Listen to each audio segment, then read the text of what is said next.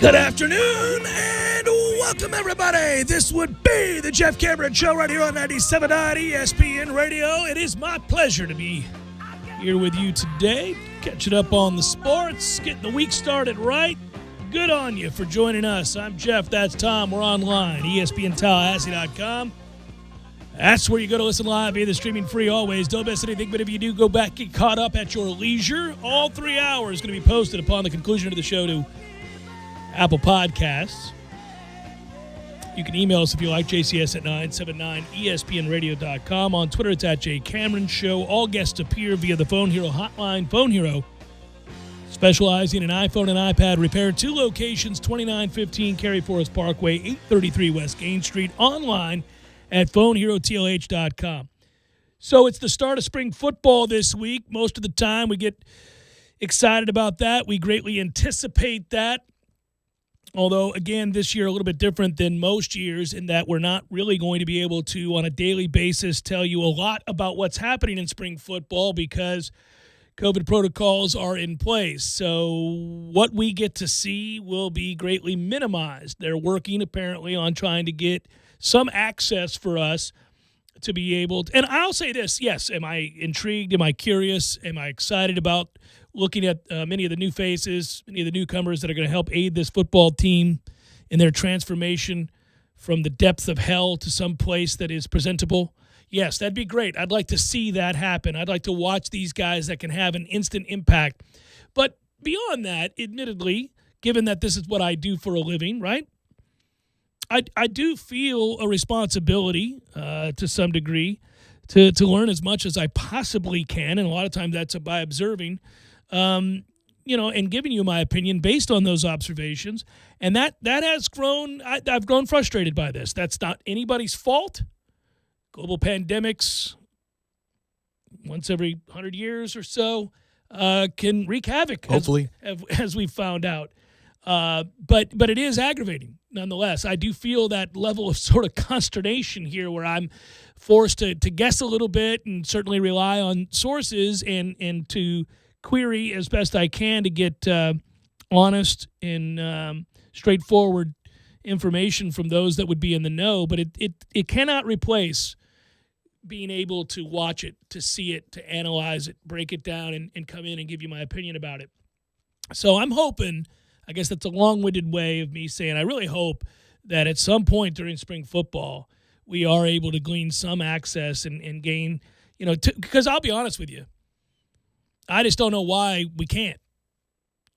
Now, if you've listened to this show, I've taken seriously COVID-19, and it's not as if I have ignored the ramifications of this insidious virus, but at the same time, we've learned a lot in the last year.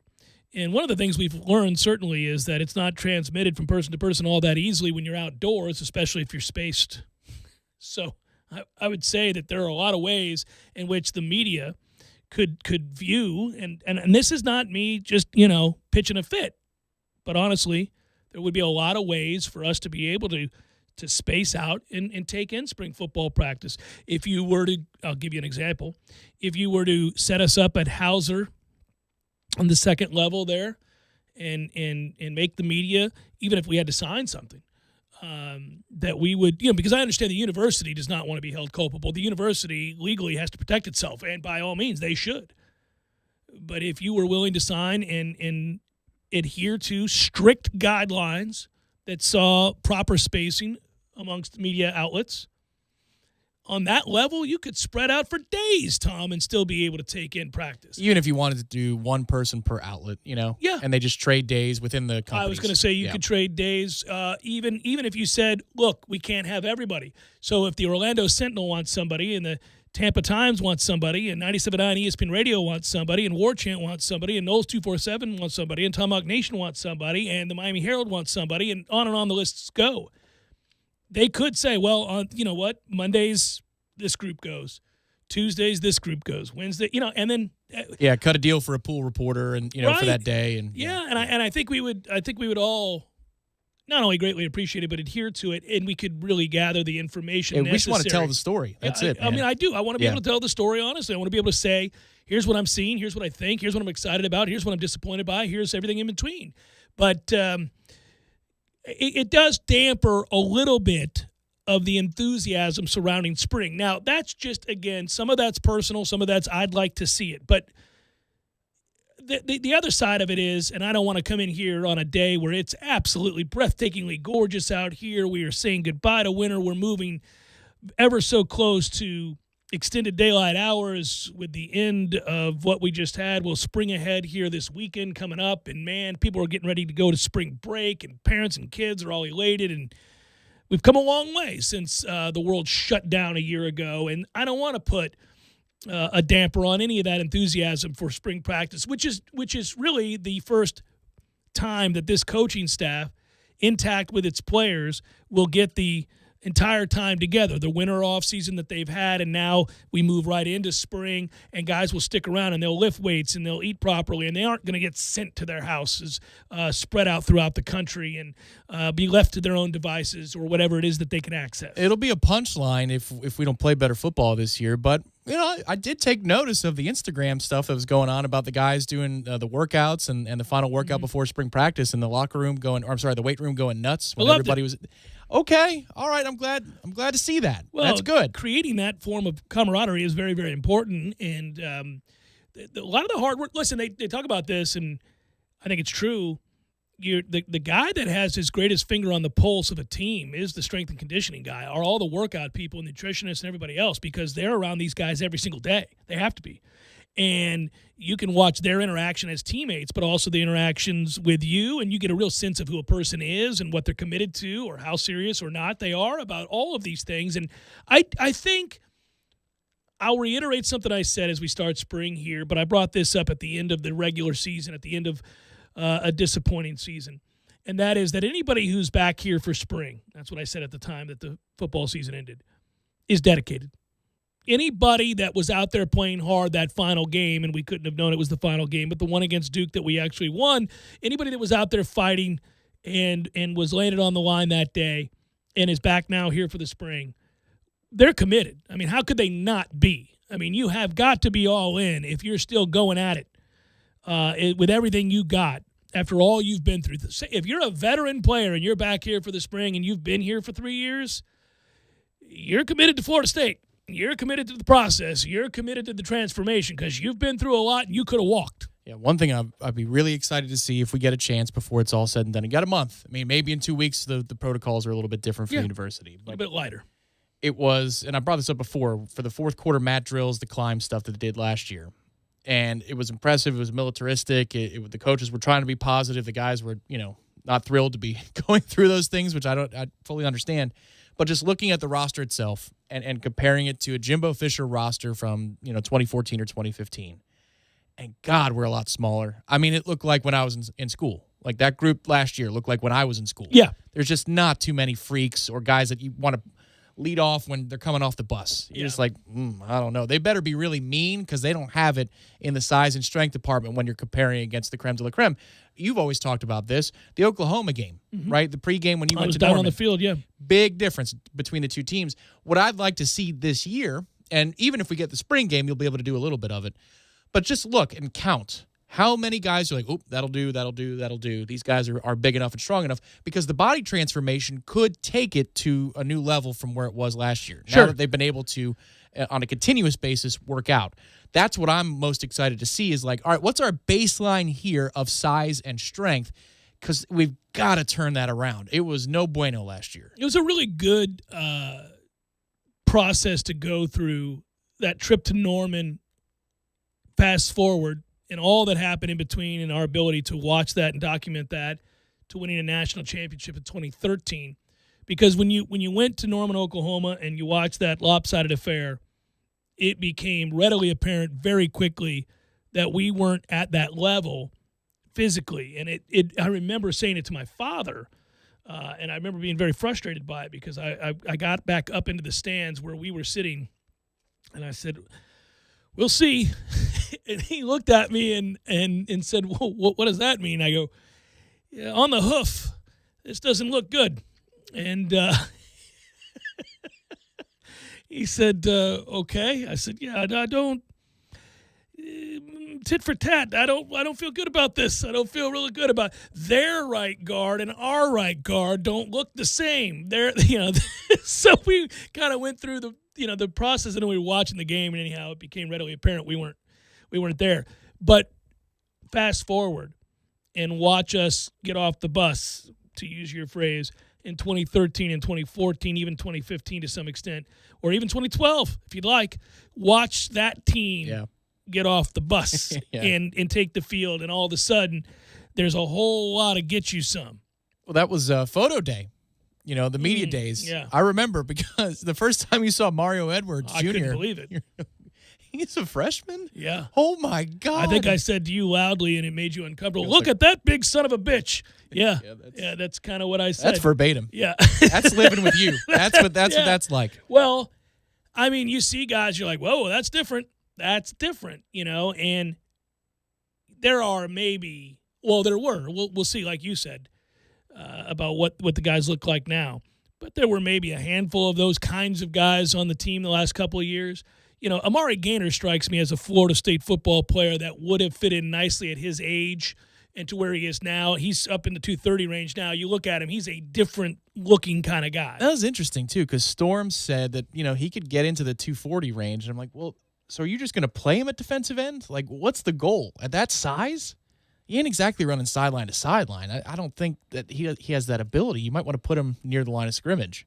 That would be advisable. We were asking for it last year. I was asking for it for some time. And I know we have a lot of crossover positions at linebacker, but I'd like to see a cogent plan, and this is where you're talking about the coordination of things, where Amari's not defending the slot. If you're going to get him 230 plus, let's stop defending the slot, please. Well, we'll see what happens. There are a lot of changes, Tom, to this defense that have to take place, that in all likelihood are going to take place. I'm sure there's a goal in mind, and I got to believe, look, Adam Fuller is under a lot of pressure because while there are excuses, there are reasons. How about that? There are reasons in which you can cite, hey, this didn't work because of this, or the personnel wasn't good enough to run this. But you have to run something. And even though we're lacking in a lot of areas, we tried to get guys to buy in. Some of them didn't. Other guys were out of shape. Other guys got hurt. You can give them, you can give myriad reasons why things didn't work.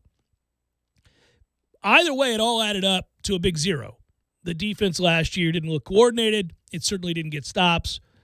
I can't think of a single instance in which they played well. You could argue for the first half against North Carolina, they played better than they had all year long because, they made some plays, and that certainly is different than anything we had seen prior. But they still didn't play great. That second half was a travesty. So I can't find a moment where they played well.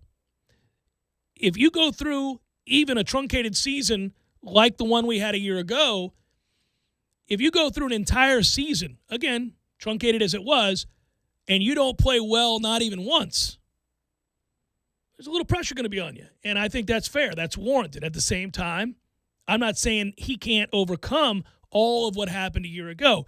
But most of the folks' eyes that are looking at Florida State to want to guess just how improved they can be are going to be focused on the defense. I think we think it's a given they're going to be better on offense for a lot of reasons. Defensively, there's a whole lot of, I'm not so sure. I remember saying the Monday after Georgia Tech that given the situations of COVID and the disjointed nature of your offseason, your camp, your preparation. Start of that game right. And everything else. With all those that your first year, right, and the roster not being as good as it was 4 or 5 years ago, all of those things. And yet I still felt that Monday, like, why am I concerned about the basic stuff on defense? Like, I know there are tons of reasons. I get it. Right. But why am I still concerned after the first game? Why am I feeling the overreaction guy might actually have some legitimacy to his claim? Like, that's not good. Mm-hmm. You have to really, really come in below low expectations for that to even be thought of as potentially reasonable. And it was. And it didn't really get better. It got worse. No, it didn't get better. And so, that's an area that I would really like to see the transformation take place quickest. It will be impossible to know. We can't see it, A, because of COVID protocols, and B, the defense is usually ahead of the offense. I don't suspect that it will be this year. I mean, given that you're bringing in an accomplished quarterback and a side of the ball that was already better than the defensive side of the ball, I mean, not great. Long way to go there, too. But the offensive line improvements were documented. You're good in the backfield. You brought in a real quarterback.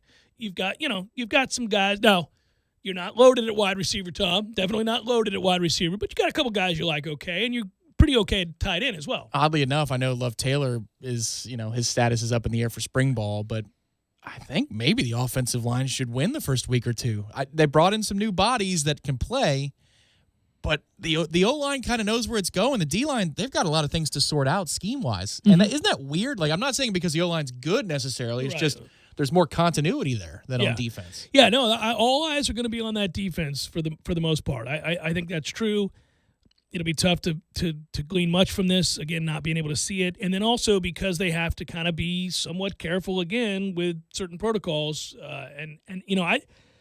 I'm sure with Adam Fuller, if you're trying to get to a place where you want great certainty that your starters understand what's being asked of them, at some point you have to be able to run this defense full speed and live. You got to be able to hit. You got to be able to go. And I don't know that at any point since he's been here they've been able to do that. And that is really unfair. And yet. But no, seriously, I mean, you saw bad defense all over the country last year, I think in large part because they really couldn't do what you have to do to play good defense. I could just picture, I know we've come a long way and things have changed and some of those are for the better. I can't imagine poor Mickey Andrews trying to teach this defense or teach these guys without the ability to be hands-on and without them going live and hitting and getting after it and scrimmage situations and all that. And last year they really couldn't. It was like Alabama and Boston College.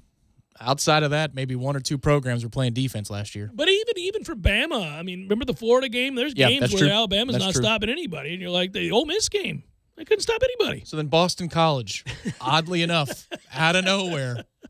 Yeah, I thought the first half of the year Arkansas was game. Oh, they were. They were game for the first half of the Pittman. season. Yeah. Finally learned his name. That's our guy. But he fell off late. He's sweating somewhere. That dude looks like a perpetual sweater. He's crying about how much he loves Arkansas. It's the Jeff Cameron Show, 97.9 ESPN Radio. I will talk about the basketball team that disappointed, let us down, devastated us over the weekend. Damn it, man. That's next.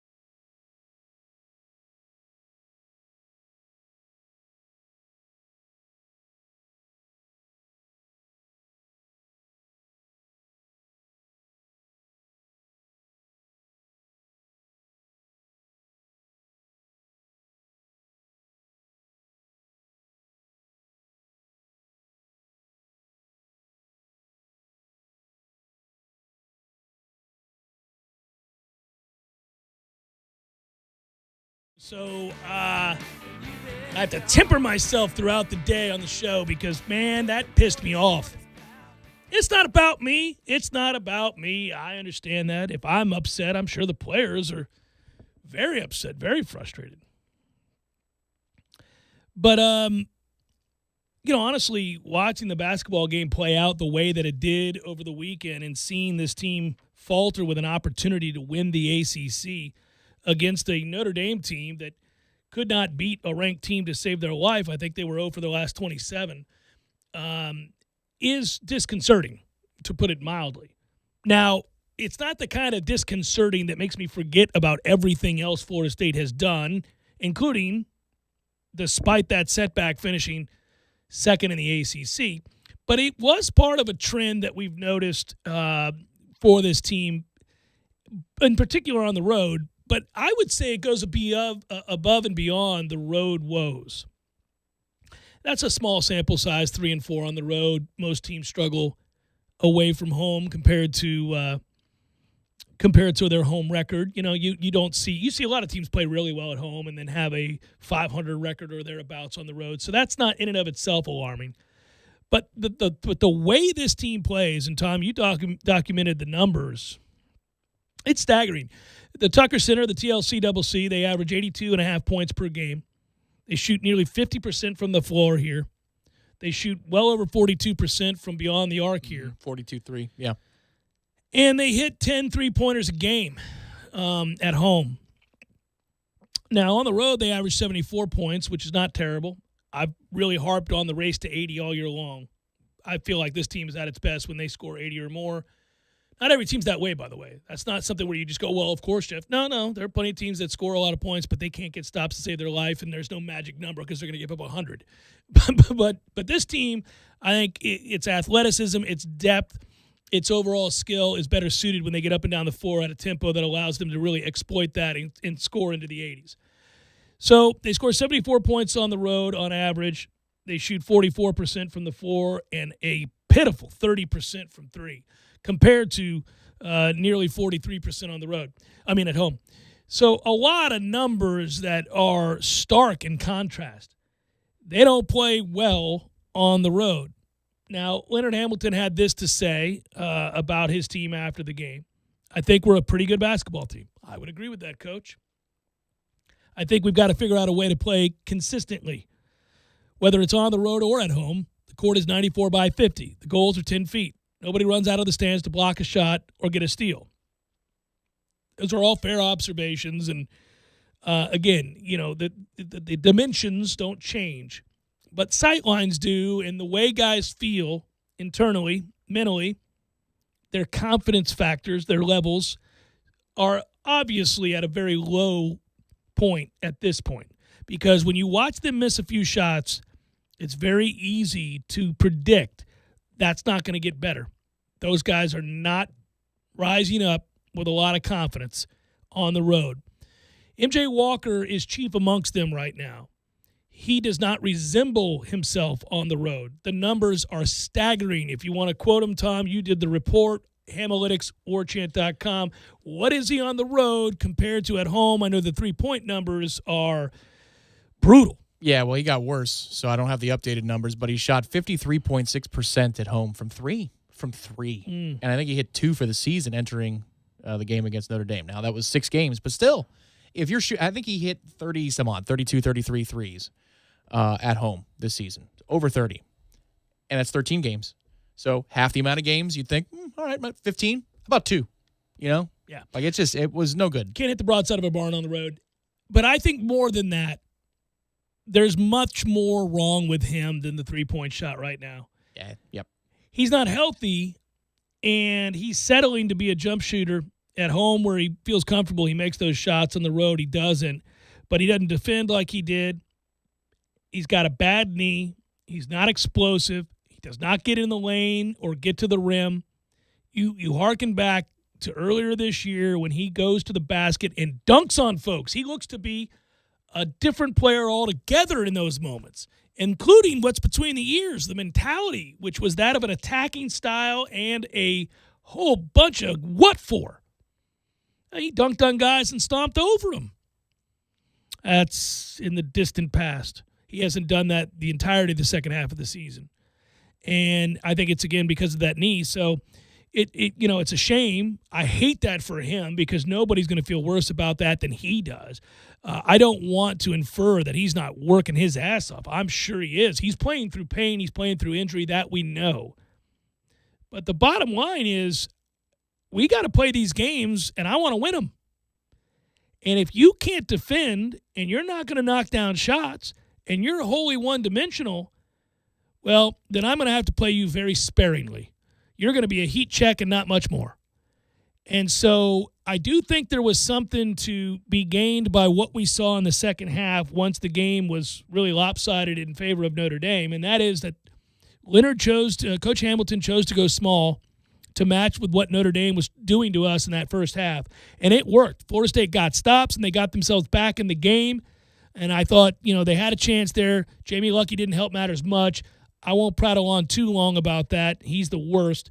Everybody knows that. You don't need me to tell you that. But, Florida State did cut it to a 4-point game at one point.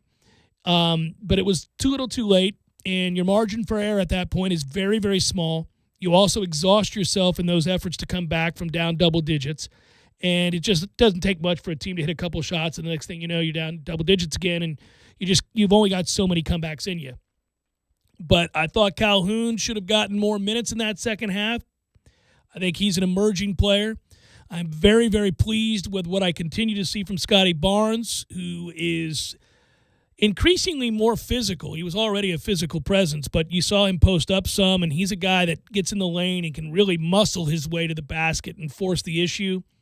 Raekwon continues to play really well, is a physical force, but also is a guy that sees the floor and has a ton of heart.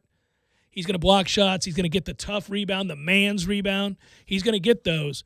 But, we need somebody else to come along for the ride. And I've been worried about Raekwon Evans for much of this year. I continue to worry about Raekwon Evans, who I don't know what's going on there. Calhoun's minutes. I think when the moment you say Raekwon Evans, I say Calhoun. Yeah. It's got to happen. I don't know if Malik Osborne's not right either. He's not. They sat him on Wednesday, and they're playing a lot of guys through injuries, but they sat him outright on Wednesday last week. Yeah, it's a tough time right now to have a bunch of guys banged up who aren't able to give you everything that they have, and those guys act as complementary pieces. But I don't want to make excuses. That's not a good Notre Dame team. That should not have happened. It's also not the end of the world. Florida State has an opportunity to go into the NCAA tournament as a 4 seed, maybe a 3 seed if they make a deep run in the ACC tournament. But it is part of a pattern, and it is bitterly disappointing. And when you blow an opportunity on the final day of the regular season to win a conference title, regular season title, which would have given you back-to-back ACC titles, something this school really probably hasn't dreamt of doing, there's no substituting that with, hey, look at this over here. No, you can be disappointed, and I'm sure they are. I'm sure they're very frustrated. I know I am. Oh, it's tough. By the end of the game, I'm saying F him, and I'm talking about Lucky, and then I'm saying, well, F us too. What am I really mad about, at him? Because we're in a position, he didn't put us down 19-5 to start the game. So that's on us. And if it's a combination of health or a lack of complacency, or, they didn't walk through, or they didn't get to see the sightlines, whatever, it's still Notre Dame. Come on. 2017, how's that dude still have a job if they haven't beaten a ranked team since 2017? That's crazy. Because prior to this stretch of poor play, he went to an Elite 8 and a Sweet 16, and they've been holding on to that because he hadn't done much since. You can fall into a ranked win in college basketball, especially if you're a halfway decent program. 2017, that's what, at the end of the game, when they said that note, after they got done with their 84 conversations about anything but Florida State and Notre Dame, that was the one where I got kind of embarrassed, where I'm like, God, really? We're going to be the first for them? They're off the schneid because of us in a chance to win the conference. And the quote from Leonard is concerning to me when he's talking about nobody's coming out from the stands to steal a ball or block a shot, because to me, that's code for we're afraid. You don't want to have a team in front of you as a coach that's afraid. And they are. They're afraid to shoot the ball. They're afraid to let it fly from 3 because they don't think they're going to make it. Mm-hmm. They look like a pitcher, and we've all had this. And Florida State's had it. Our major league teams have. The guy can throw 97, but he keeps missing his spot, so what happens?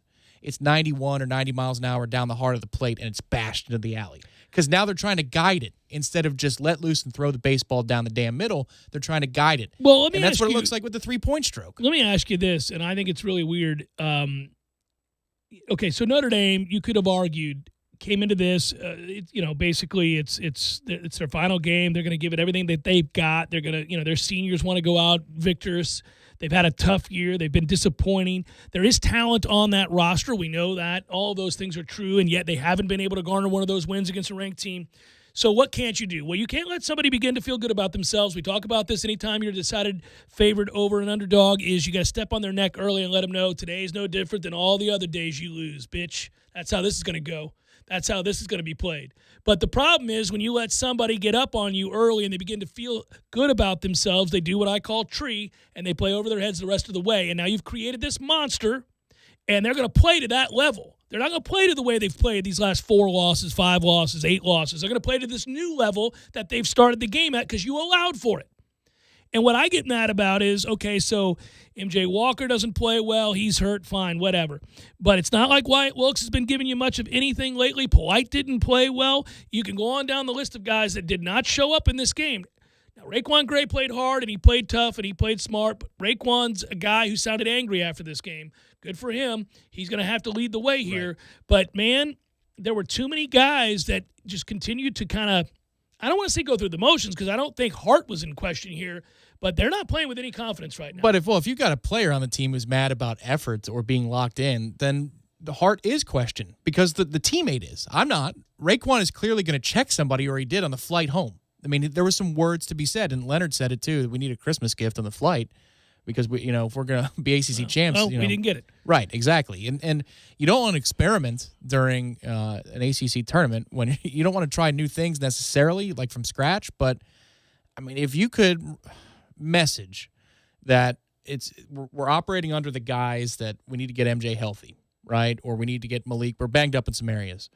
And you could run out there with Scotty and Sadar and Raekwon Gray, and those are your core 3, and then you rotate around them.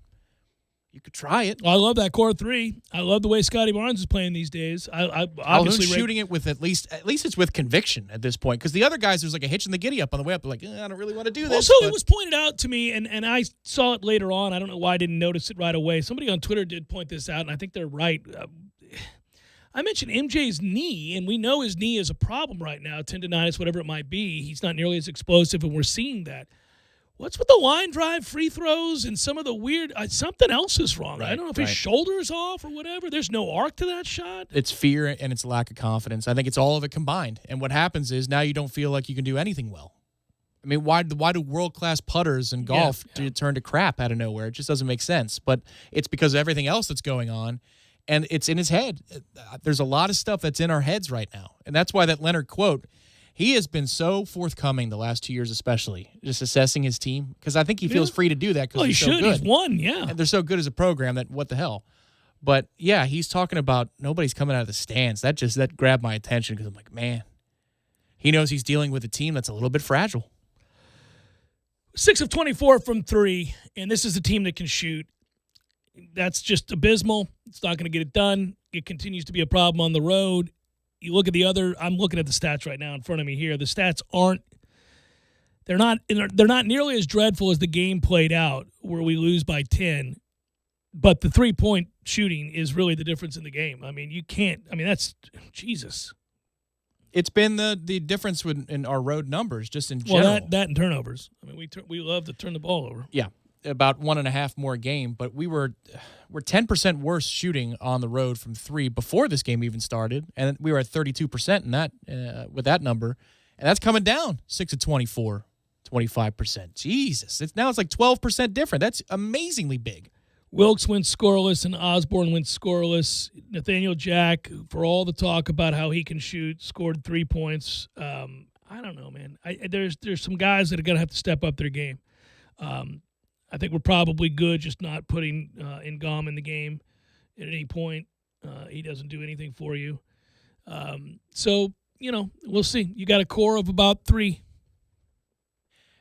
It sounds awful. It sounds like we're beating them up. Yeah. No, it's not as bad as that necessarily, but when it's in your head, That's the thing. It's like you've got to find a way to get past that. It's just you're playing on a neutral court. Everybody's the same now. So hopefully at that point, it's even a little bit. That the sight lines are the same for everybody. We're 15-5. We're 11-4 in the conference. The same number of losses as Virginia. We beat Virginia head-to-head. Unfortunately, we lose out because of winning percentage. They played 2 extra games in the conference, and you knew you had to win that game in order to make up the difference, and you didn't. So that hurts, but it is, in fairness, a fine season, one in which you finished second in the league, with an opportunity to be a top 4 seed in the NCAA tournament, meaning a 4 seed, in the NCAA tournament. And if that happens and you go on a run, okay, it's just yet another great season. But I think about 2 weeks ago, maybe 3 weeks ago, we were talking a little bit more about if they continue to trend upwards, this is a team that could make the Final Four. And I guess if I'm being brutally honest again about what I think is likely for this team, it's certainly not a trip to the Final Four. So, that's what hurts, because you thought this team had it in them to do that. I don't feel that way right now, unless guys that aren't playing well or aren't healthy get that way real soon. MJ Walker, fully healthy, playing like the guy we saw in the first half of the season. Malik Osborne playing like the guy we saw a year ago, or even through a small stretch this season when he finally figured out his role, where they figured out his role, and he's healthy, changes who you are. If they play small in the ACC tournament, then Malik's going to be really key in what they do. I think most of this stuff today, the thing in our voice about us blowing it, and we blew it, is it could be wiped away with a good effort on Thursday. You don't have to dominate like you did over Virginia or Louisville on the road. But if that team with that swagger takes the court on Thursday, you win that game, and then it's a close, one way or the other, close shave win or loss on Friday night. You play well against a good team in the conference, so you have 2 good efforts in a row. You'll feel fine. You'll feel fine next week. So as of right now, the winner of tomorrow's Duke-Boston College matchup faces number 7 seed Louisville on Wednesday night. The winner of that game will face number 2 seed Florida State in the quarterfinals on Thursday at 6:30 on ESPN or ESPN2. So we'll see.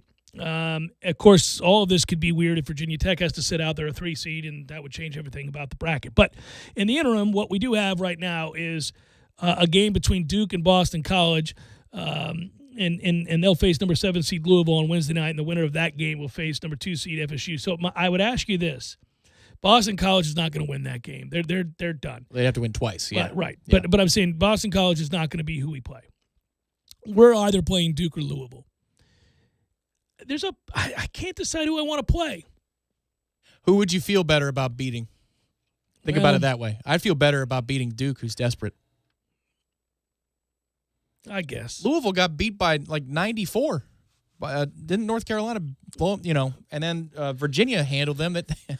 Man, they're trending down too. If I'm a Louisville fan, I'm going to the tournament, but I'm like, I don't know. Louisville, really quickly here. Let me double check on Louisville. They've only lost 1 straight, so not 2 straight. Let's see here. I know, but that North Carolina, they're coming off a COVID break. I understand that, but you can score 50 points. I mean, good God. You're allowed to score 50 points. They lost. Yeah, they beat, let's see. Yeah, you're right. I'm looking at their breaks and everything that's happened to them. They're a weird team. Where are we with them? Yeah, they lost by 10 to Virginia. The canceled game against Virginia Tech, and they beat Duke 80-73 at Duke. They beat Notre Dame's ass by 12. That's like Rocky Marciano beat his ass. It's the Jeff Cameron Show, 97.9 ESPN Radio.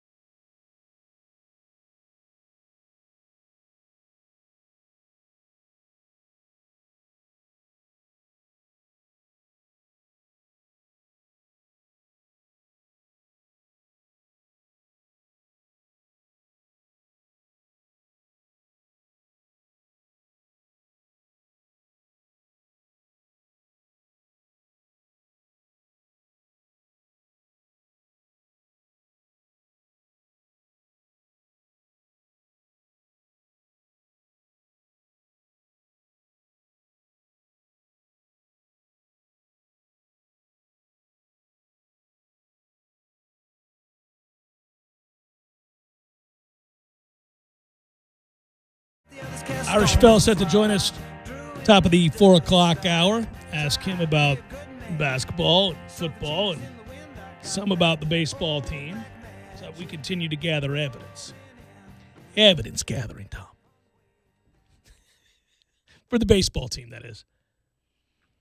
It was a frustrating loss yesterday, but I don't want it to overshadow the 2 wins against Virginia. Virginia came into the season with what is considered to be one of the best pitching staffs in the country. College baseball is going to have a bit of a problem this year, and it's going to feature a ton of strikeouts and a ton of probably pretty low-scoring games. You have a lot of teams in the better conferences of baseball that are loaded to the gills with pitching. That's not to excuse away 15 strikeouts, 7 looking, leaving 11 on base, having an opportunity to win the game, and not being able to push somebody across with the bases loaded and nobody out, which was a toughie. But, I do think you're going to see a lot of games where frustration is the key word to describe it. Luckily, we can pitch too, and that was on display through the first 2 games. So, good bounce back, get a series win after getting swept at home. Next 2 weekends, the Noles are on the road. They get the midweek game. I know they get USF this week. Florida next week in the midweek. So, I look forward to these matchups. I do. I just think you're going to see a lot of elite pitching. But right now, and we'll talk to Ira about this, if you were just looking at something that you believe to be a problem, I would say that your best hitters aren't hitting. So that's a bit of a problem. Your power hitters, the guys that can go yard are not hitting. One of my favorite sports memories, live sports, because there were about 4 of them, so they're automatically in the top 4. But last year was when Florida State hosted the weekend tournament with Texas Tech and FAU. That was a fun series, yeah. And the Saturday night game against Texas Tech, which featured ungodly pitching from both teams. It was something out of a Friday night start, week 2 of the Major League season, and you've got ace going against ace and great bullpens. It was just awesome. But what you're talking about, to your point, there's a lot more of that this season because a lot of rosters are loaded up. A lot of rosters loaded up. Kids came back that wouldn't have otherwise done so, and that's where we're at. So, again, I'll wait a little bit longer before I flip out. I'm not going to flip out. I just think they're going to be able to pitch all year long, so they'll be in these games, and I think you're going to be frustrated by some of the offensive performances. It is, admittedly, if you strike out 15 times in a game and 7 times those are looking, it's not a lot of fun. And it may be part of a bigger problem for baseball, just in general. Ryan on Twitter asks, at Jay Cameron Show, do you think the snub of Ham for Coach of the Year signifies that losing 2 lottery picks and nearly winning back-to-back conference titles is the expectation now? That's well phrased. Hashtag a-hole. Yeah, who even won it? I don't even know. I'll pull that up. Yeah. I saw Scotty won 6th man of the year, freshman of the year, and then we didn't have a first team. We haven't had a first team player in the conference since Tony Douglas. It's kind of crazy. I went to class with that guy. That's how long that is. Yeah, but you know what? I mean, again, it speaks to the depth and talent of what Florida State has become. I mean, it's amazing. MJ Walker was named 2nd team All-ACC. Raekwon Gray and Scotty Barnes were named as 3rd team All-ACC. Mike Young. Yeah. Barnes was named as the ACC Freshman of the Year and the ACC 6th Man of the Year. 3rd straight year that we've won that honor. Obviously, Patrick Williams won it last year, and it was Fiondu Kabengele the year before that. That's what we do. Gray finished 5th for Most Improved Player. That seems a little bit. That's what we feel like, though, in the conference with Tobacco Road. We feel like the 6th man. In football and baseball, the way they think of us, we're the 6th man. We're not one of the starters in this conference. Yeah. By the way, I don't have a problem with Moses Wright winning the ACC Player of the Year. Georgia Tech finished 4th in the standings, and they're going back to the NCAA tournament for the first time since 2010. I would have thought Passner would have won the whole deal there. Yeah. I know Mike Young had it going, but they haven't played in forever, so it's tough to. Yeah. He must have really had it sewn up. I'm sorry. There's nothing Passner can do. There's nothing you can do. Mike Young's done it, guys. Got this thing wrapped up, Forget it. It's He's over. won this thing 3-up. Yeah. So that's where we're at. So now we await the ACC tournament. Noles playing 6:30 Thursday in the quarterfinals. Give us a reason to feel better about ourselves, or so we hope. I guess in a weird way, what if they go out and lose that game and they fall to a 5 and we go watch the March Madness tournament with zero expectations and go on a run to the Sweet 16, we'll feel like, what a day. What a day indeed. Ira joins us next. Stay tuned.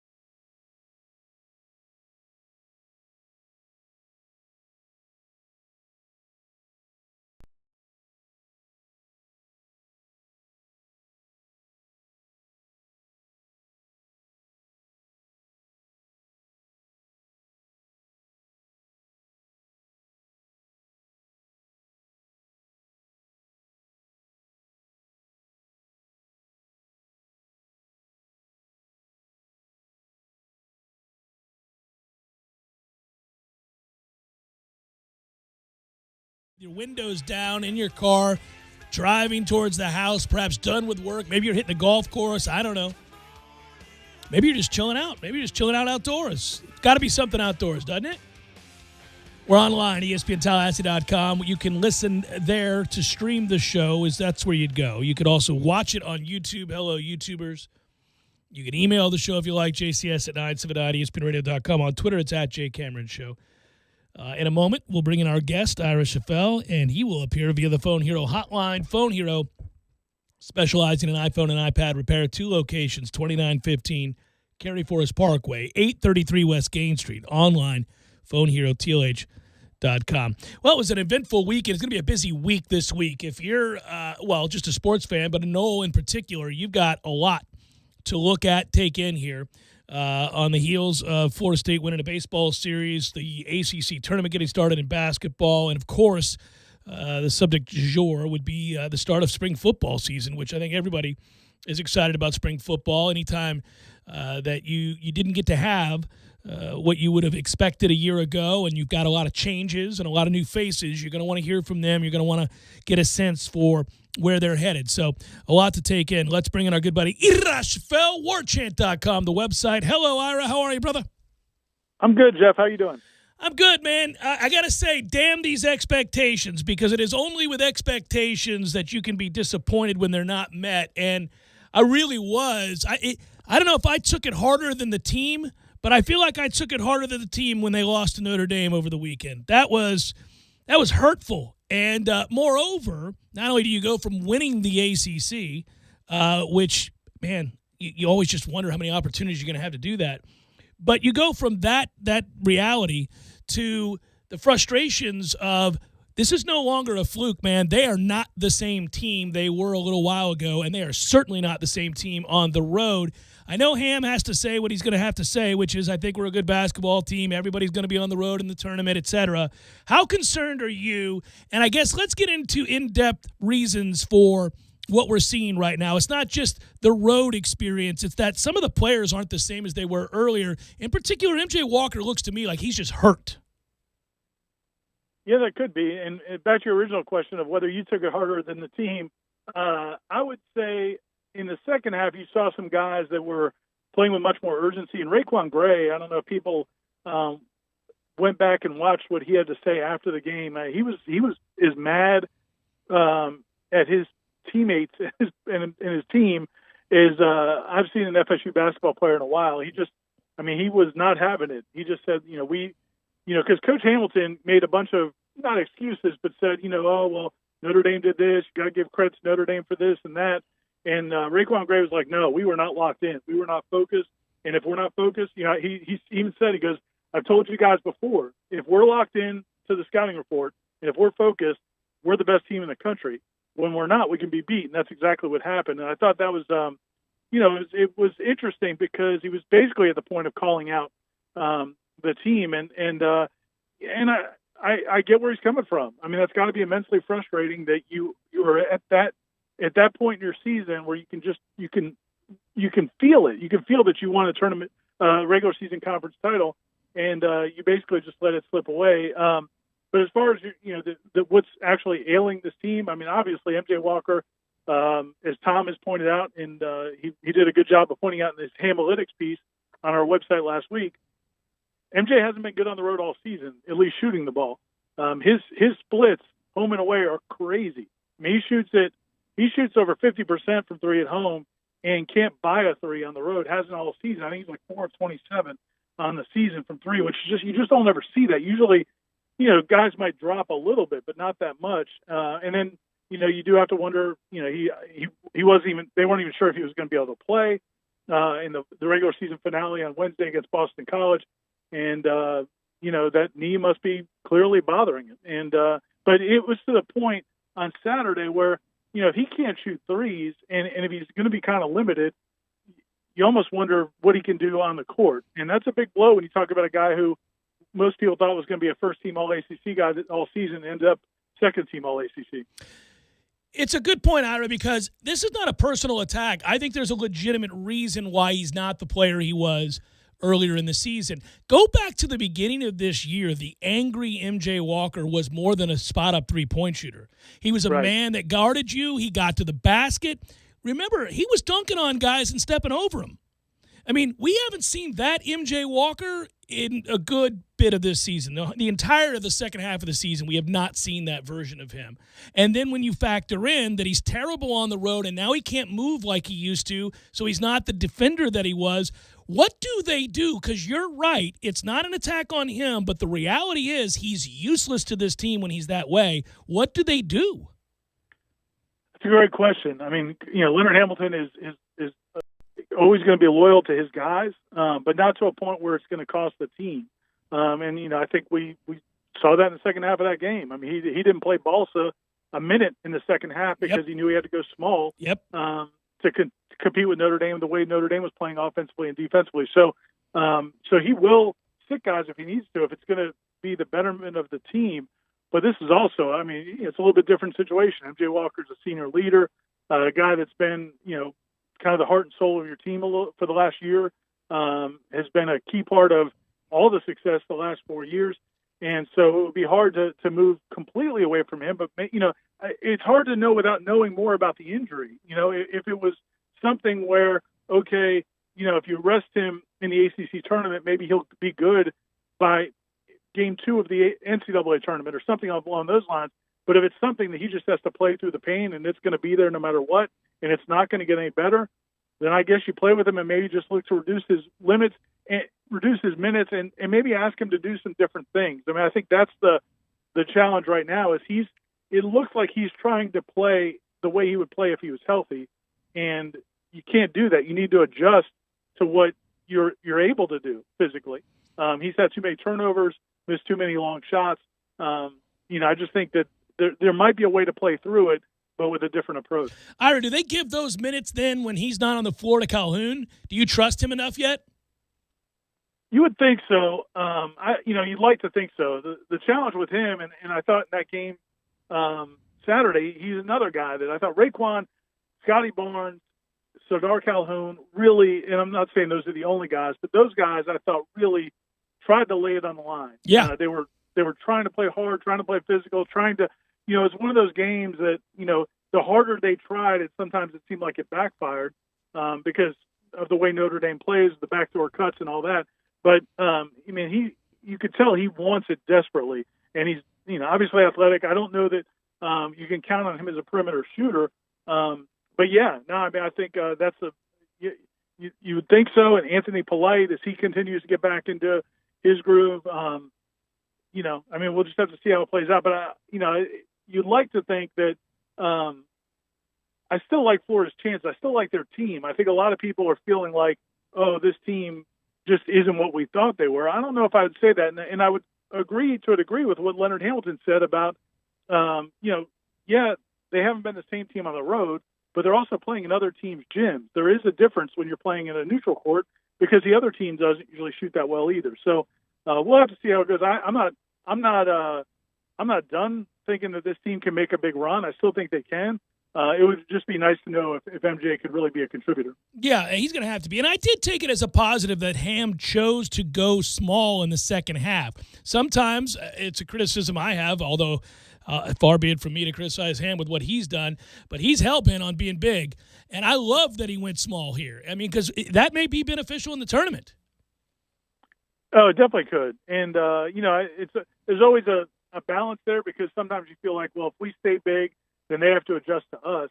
But the beauty of this team is they don't have to play one way. They can play multiple styles. And, and I thought it worked well. You kind of wish maybe they had done it sooner. Maybe switched to it earlier in the first half, especially, with some of the older players. You think that, they would be able to make that adjustment on the fly.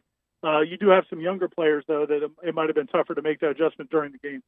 Florida State baseball takes 2 of 3. It's a nice bounce back. I'm going to have a hard time watching this team, though. I don't like them. They pitch it. They really pitch it, and they're going to be good. They're going to be fine, and I get that. And part of what I don't like is really part of what I don't like about baseball right now, just the sport as a whole. It's a swing and miss game. It's a whole lot of strikeouts. It's really frustrating. There's no reason with the way that they pitched yesterday and the opportunities they had, they didn't get the sweep. But when you're 0 for 11 with runners in scoring position, and you strike out 15 times, 7 of those looking, I really don't want to watch you play. I just that's a high level of BS is what that is, and the way that things ended there was it put a sour taste in your mouth in what was an otherwise nice bounce back weekend. You would think though that it's just hard to believe that you're not going to start getting more out of the middle of the lineup. Yeah, jeez. That to me, like, I get it with the freshmen or the younger guys that you're not sure about, or you've got a couple guys banged up. But, you've got some guys that have proven that they could hit at this level, and it just hasn't been there. To your point, though, yeah, man, this is what college baseball's patterning after Major League Baseball at this point, where it's just, every, Florida State strikes out a ton, but the teams are playing against strike out a ton too, and it just becomes the problem is, the guys that have pop for FSU are just not making good contact. If they do, then I think you can stomach some of the strikeouts if you see the ball leave the yard a few more times. Well, yeah, that's the trade-off. That's the way the trade-off's supposed to work, right? You're like, okay, a lot of swing and miss here, but we're gonna hit the 3-run homer occasionally. But when you're trying to bunt with, what are we doing here? What are we doing? And then the 7 of those looking, that's the hard part, man. I'm gonna need you to swing the bat a little bit. I'm gonna need you. That's a little frustrating. Football. What do we expect this week? All we're going to get is what he tells us. So I don't know what, we can really get excited about other than they're out there, they're new faces. What do you hope to glean? I'm still holding out hope. Coach Norvell said on Friday that they're still looking at options to possibly make some viewing time available. So we'll see how that goes. But, I think obviously all eyes are going to be on Mackenzie Milton and the other transfers. It's going to be hard to get a feel for the defense. That's the most frustrating thing I think for the fans this entire spring is going to be we're going to hear a lot of guys talking up the defense because that's what players do. They're going to, what are they going to say? We're going to ask the returning defensive players, hey, how do these transfers look? And they're going to say, oh, they look great. And then we're going to ask the transfers, how do these other guys look that have already been on the team? And they're going to be like, man, they look great. They look just like the guys we had at Georgia and South Carolina, wherever else.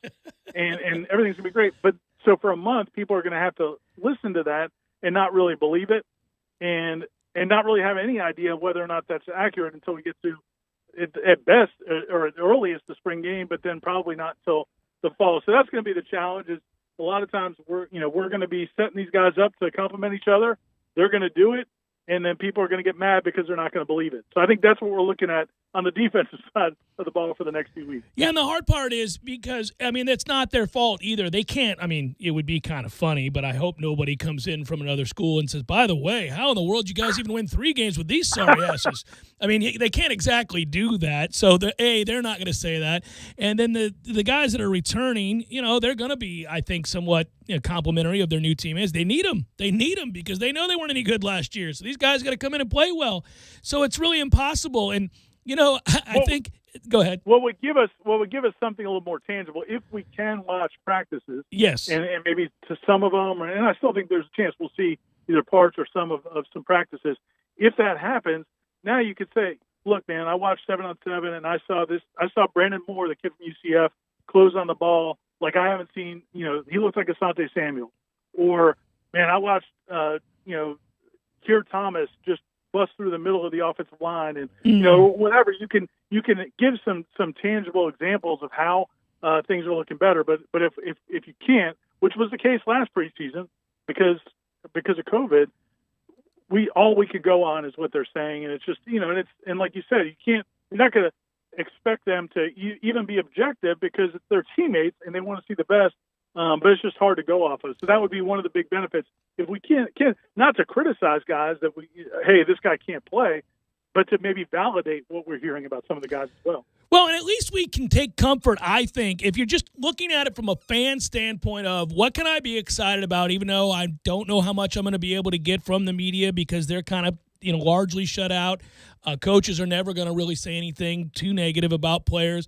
At least you can take solace in the idea that this is going to resemble an actual spring football practice, right? Like that. We got 3 of those last year. They had 1 in pads, 1. So this will at least be a real spring now. They can proceed. I mean, what are the protocols, right? It's pretty much normal. Yeah, I think it's going to be very much like they were during the season. They just won't be testing quite as much because you won't have to be worrying about games. But yeah, they still have to keep distancing. They still have to observe, when they're in the building wearing masks and those types of things. Right. But from a strength standpoint, I really think the biggest difference what we're going to see, and we probably won't see it until the fall, is that, they had the full winter conditioning and strength program, which is good. They had that last year. And then you get into March, and now you're going to have spring practice, and they're going to still do it. They're going to keep doing their strength training during this month, even though they're practicing 3 days a week. Yeah, they're not going home. Then they're not going home. They're going to be here from March and April all the way through August and September, continuing to. She was dealing with it to a different degree, but 1 year ago. But for the fact that it was a first year and a first year strength staff and all of that, I think that has to have them as excited as anything. Brother, always appreciate it. I'll talk to you tomorrow. Be well. Thanks, Jeff. See you. Take care. That's Ira Schoffel, warchant.com. Look, again, it is frustrating. They got some guys back that I actually have high hopes for. We know that. I mean, Big Coop is a baller. Fabian Lovett. They've got guys, but everybody wants to see the new guys. Everybody wants to see these other guys that were playing SEC football in some cases. And I say that, and people immediately roll their eyes because there's good football played in the ACC, obviously. But when you're talking about a program like Georgia, for example, and you got a kid that was productive for Georgia and did so in the SEC East, and then you compare by way of what we've done in the ACC in terms of getting after the quarterback and the inability to get after the quarterback, you can't help but be excited. You got to believe that player is legit. It's just that we're not going to be able to see them, which is, again, very frustrating, but it's good to get them back out there. And I think more and more we get closer and closer to a sense of normalcy. It's going to be important because I don't think you can really coach up defense to where we need it to get to unless you're physical. And I know that the trend over the last 10 years has been less hitting, not more hitting, and that it doesn't have to be like the Junction Boys. I got it. It doesn't. Even in the pros, they don't hit like they used to. But you got to hit some, especially when you're teaching the defense. You got to play at full speed. You got to get guys to understand where they have to be and why and what their roles are within a scheme and play at full speed in pads and let it fly. And they really didn't get a chance to do that at all last year. And I think it affected not just this defense, but defenses across the country. You saw defense was pretty porous for the most part, even in places where they typically play good defense, and it's because coaches were walking on eggshells. They couldn't ride players really hard because for fear those guys would opt out, and you got to have enough players to play the games so you can go make that money. And then secondly, I think that, you worry because guys missed practice and had to take time off, so your depth chart wasn't where it was supposed to be. These are all the things that you hope you can get right as we move further and further away from COVID and more into a fully engaged and integrated, if you will, in terms of people around other people. I mean, that's how sports played. You got to kind of, in order to teach it, in order to rep it, you got to be able to do that. Chef Cameron Show, 97.9 ESPN Radio.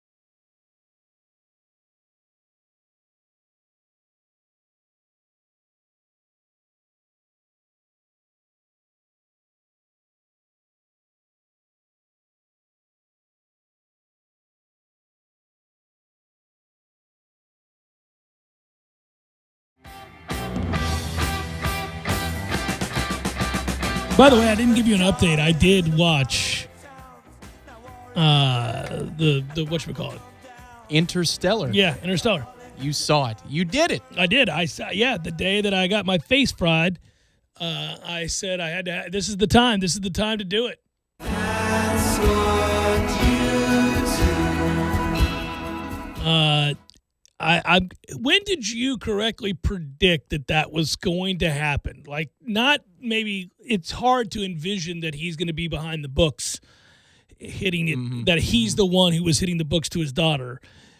But somewhere in there, I began to figure out that sort of time continuum that was going to happen. I was kind of like, this is going to happen. I thought when they're going into the black hole, the wormhole, when she puts her hand up, I was like, "Oh, could be him." Because, well, in Nolan's style, right? Yeah, in the style of those movies, there's always a callback of some kind. Yeah, and I was bookmark that.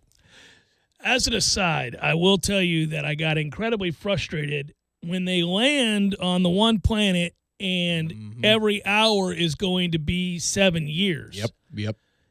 So once they start half-stepping on that planet, which is just one continuous ocean, I was, or at least as far as the eye could see, when they landed there, I was like, get back in. This ain't it.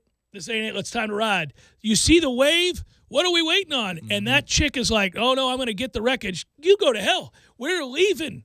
Yeah, exactly. What could that thing tell you about, this planet? Nothing that's good. Let's go. I was getting angrier by the minute. I felt like I would have gone out and snatched her up because this was really making me angry. Tars, get her. She's just half-stepping the whole time. And I'm like, well, every minute is months on end. So what are we doing? There are two moments that are not meant to be funny, but I laughed my ass off in the theater. The one is when they get back and the scientist that they're, that's waiting on them for decades. Was lying the whole time? Well, no. Oh, he's just waiting there. I was thinking about Michael, what's his face? Yeah, just straight Matt up Damon. Yeah. That's the other part I laughed at. But they come back and they're like, "Are you okay?" He's like, "I've been here." And I'm just like, yeah, you would be. Yes, you would be. Yes. But then when they wake him up and he starts crying, I'm like, oh God. I was just laughing because he and McConaughey hate each other. They were roommates. And I don't think they'd ever been in a movie together. But like they were roommates coming up in LA and then they had a falling out. And here they are. I had no idea. Because he was a surprise cameo. You're like, oh my God. I'm like, hey, they hate each other's guts. This is awesome. I did not know they hated each other's guts. I don't think they still do they? Maybe not. But yes, they roomed together out in L.A. and that's things didn't go funny. well. Yeah, before they both made it. Yeah. The Philadelphia Eagles trade of Carson Wentz leads to Jalen Hurts saying this on the Adam Schefter podcast. I think it's an opportunity for me. It shows the trust that the Eagles have in me. No. I think you got to tell yourself that, right? Yes. I guess that's what you got to tell yourself that. My guess is that your completion percentage of 52% did not cause them to feel great about the situation. Hell no, to the no. Yeah. But I think what did make them feel better was the $32 million off the books. Do you think his agent should pull him aside and say, it might have to do with the cap number? Yeah. Well, that's the thing that's going on, and I got to give throughout the league. Greeny, you can follow him on Twitter. He'll tell you where. He'll tell you where. But he does a really good job. Right now, Get Up is a really good show for this stuff with free agency because they're able to pivot to experts, analysts like, Schefter. Right. And then you get Mike Tannenbaum to give you the general manager's perspective. But the one thing I don't understand in all these discussions they're having, whether it's about the cap hit for Carson Wentz or Matt Ryan's got a massive dead money hit if they trade him, or Drew Brees, even if he retires, it's still a lot against the cap. Russell Wilson. Buddy, that's one of my favorite stories of the offseason right now is that Drew Brees is working out, and everybody in New Orleans is like, no. There's no reason for you to work out. You're retired. Why are you working out? Why are you at Tulane throwing footballs? Why are you losing weight and working on shoulder strength? No. Don't you do this to us. And they can't admit it because he's, quote-unquote, saved the city. I believe if we were in New Orleans talk radio, we would be Oh, saying, it'd no, be controversial this is the right worst now. case scenario. Oh, man, we wouldn't be popular right now. Drew, stop it. The realists would be like, yes, these two are right. But the ones caught up in their feelings would be like, you can't say that about Drew Brees. Well, thankfully, we are not Saints fans. Thankfully, we're not, because we would have had 15 years of Drew Brees and Sean Payton and one Super Bowl to show for it, and that's terrible. That is god-awful. Tom Brady and Bruce Arians have as many Super Bowls in together 1 year as Peyton and Breeze, God's gift to everything. But they're all talking about the dead money. And they're like, well, how are you going to navigate around that? I'm like, well, if you want to get rid of the player or the player wants to leave, the money's dead already. You might as well start the process. What is this about, like, the dead money being a hindrance? Deshaun doesn't want to play there. You're just going to have to eat that, man. That's a brutal situation. I still think about that and think, man, what are we going to do here? The Texans really screwed this up in a way that is untenable. You have a franchise quarterback, one of the best 5 in the league, and you're going to have to just give that up? I would fight like hell. There's no way. But I'm not doing it. The producers wrote the right take for Orlovsky, though, on this one, because his take, as it was constructed by somebody else, was, hey, listen, you arrived there. It's not, you didn't make this mess. You have to clean it up because it's irreconcilable. He doesn't want to play. And so, like, you're not going to get fired for that. Because if you walk into the situation of he doesn't want to play for you. So you could get a haul of 3 first-round picks, including the 2nd overall, go get Zach Wilson, and give him to the Jets. That's not bad. You made lemonade out of it. The good news here, by the way, here you go, Steelers fans. You're in luck because I was just harping on this, I think it was a week ago, that you were screwed, that Ben Roethlisberger, A, can't play anymore, and is really kind of the reason you're not going to go anywhere in the postseason. And B, had a massive number coming up on the cap. It was unreal, but they were smart. They did a contract adjustment in Pittsburgh, and very quietly, some really cool things happened for you. They took Roethlisberger's $15 million roster bonus and $4 million base salary for 2021, and they ripped it up.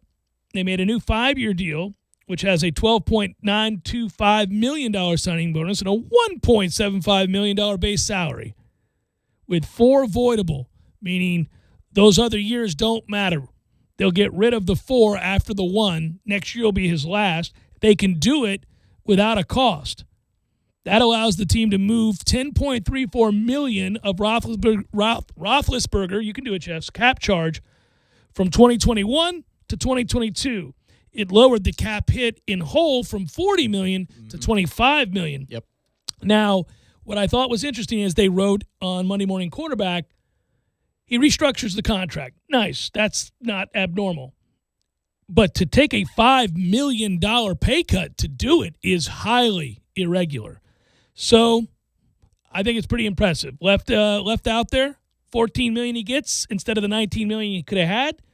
And I guess that means he really wants to play for them again. Yeah, he doesn't want to start over in a new town. He's like, I got one more ride left in me. Let's see if we can get a running game going, because the running game was god-awful this year. They started out really well. He looked like a shell of himself. I hated to watch that guy throw the ball. I mean, it was hurtful because he had one of the greatest arms this league has ever seen. And I don't care anything about him. I mean, you recall my take on Ben Roethlisberger from way back, but, I mean, that arm, responsible for one of the greatest throws in the history of the Super Bowl, looked like Drew Brees' arm in the second half of this season. I mean, both those guys are Hall of Famers, and both those arms were pathetic. Yeah. And there's Brady drinking his snake water down in Tampa. Firing bullets. Slinging it. Into his 50s, winning Super Bowls with the Bucs. Absolutely slinging it. Give me that snake water, because my man is firing it. But he's also sleeping in weird chambers and doesn't go out at night. Space blankets. Yeah, space blankets. All kinds of other stuff. It's an interesting week. He's like Chuck in Better Call Saul. Mm-hmm. He's in the space blankets everywhere he goes. I do like that we've got a boatload of information from the NFL this week and next. There are so many factors to look at here, and the league wants it that way. They've done a good job of creating it. Oh, it's great television. I mean, seriously, those little around-the-horn-esque segments they do, the first block of Get Up, and Mike does a great job of teasing it that this is the critical week because you have your franchise decision to make about the tag. And then you got free agency and the legal tampering period. So it's a critical week for organizations to change the course of their offseason. But they're able to pivot to Schefter, who he had a great nugget today on the Buccaneers saying that both Godwin and Shaq Barrett want to test the free agent market. They will They not. should. They will They not should. sign a deal with the Bucks before they're free agents. So the Bucks' hand is now forced to tag one of them. So you get that kind of a nugget, but then you could pivot to somebody who won an Executive of the Year, and he could tell you exactly what's going on behind the scenes and how he would package together certain things to move the parts around. That's great stuff. And I'm in, man. The drama, I'm in. You see Gerald McCoy said he wants to come back to Tampa? To do what? Play football, presumably. I know he's shot. But could you get an Ndamukong Suh season out of him for nothing? Well, he's a passenger, not a leader anyway, so I suppose. Here's my favorite part of all this. The teams that we're going to have to beat to get back to the Super Bowl, and you know I'm most worried about the Rams because they made the right move, bringing Matthew Stafford in. Can I say real quick, how worried would you be about the Bears if they got Wilson? It's unlikely because the Bears don't have the package to handle. Like, they'd have to give 5 first-round picks. I was going to say they're going to have to give away everything under the sun. It'd have to be their whole future. But if they did get Russell Wilson, who didn't play well last year, but with that defense, that could get interesting. Yeah, we'll see. All I'm right, not worried about the Bears. So it's the Rams. It's the Rams that I'm more worried about because they've pretty much already made with good quarterback play. But I do like that as we sit here today, and again, some of this can change because a lot of these deals will get made. The cap numbers will move. We don't even know what the final cap number is going to be. $183 million is what they think, somewhere in that neighborhood. And teams have time to do some things to get into compliance, but that includes like the ability to restructure deals, which lessens the number for their overall cap and all those kinks. So while that's going on, and guys can retire and or take less, like Ben Roethlisberger just chose to do. So we got to figure it out. But what I do think is interesting is the teams that I'm most worried about for the next 2 years as the Bucs chase back-to-back Super Bowls or back-to-back-to-back Super Bowls, unprecedented as it might be, would be, okay, so let's start with the Saints in your own division who actually won the division. Well, obviously, their quarterback has a child's arm. If he decides to come back, that'd be great for the Bucs. Let him come back to New Orleans, but I don't think he will, but it's possible. He's working out, Tom. Yeah. Now, but they're minus $46 million in the cap. The Rams are minus $26 million. The Chiefs, whom we just beat like a drum, are minus $21 million. The Packers, whom we vanquished up at Lambeau, are minus $9.6 million. Mm-hmm. You're seeing a lot of the teams that you'd be worried about. Yeah, it's minus money. It's Green Bay. They're close. Green Bay's close, and this is where you're the a piece Packers or two away. are minus $9.66 million. But it's like who you draft, right? Because you could draft an impact player that's right away, and it doesn't help you with the future. Yeah, exactly. The dark horse for the NFL, for me, and the NFC actually specifically, I should say, is Carolina. They are so aggressive. They're in on every quarterback deal. They're trying to make deals left and right. They got $31+ million to spend right now. They've got plenty of cap money, so they can get after it and change that division and make it really difficult. I agree. They're in on Deshaun. They made calls about Russell Wilson. They're trying to trade up to 2 to go get the next best quarterback in the draft. Let him working hard. Let him go get a rookie. I don't need them grabbing a ready-made guy. Dolphins fans, you've got $24.5 million. Go get Deshaun. Oh, it's a match made in heaven. Oh, I think so too. It's so cold-blooded to do to your boy, but it's Josh Allen versus Deshaun Watson for that division for the next 5 years. That's awesome. Well, if New England bothers to go get a quarterback with all the people that opt back in on defense, you go fight it out in the AFC. Go ahead. Listen, New England's got $68 million to spend. They're the top 4 most money left in the league. They got to go get themselves a quarterback. They should be going to get Deshaun. I said that already. Go get Deshaun. He won't go to New England, but so scared.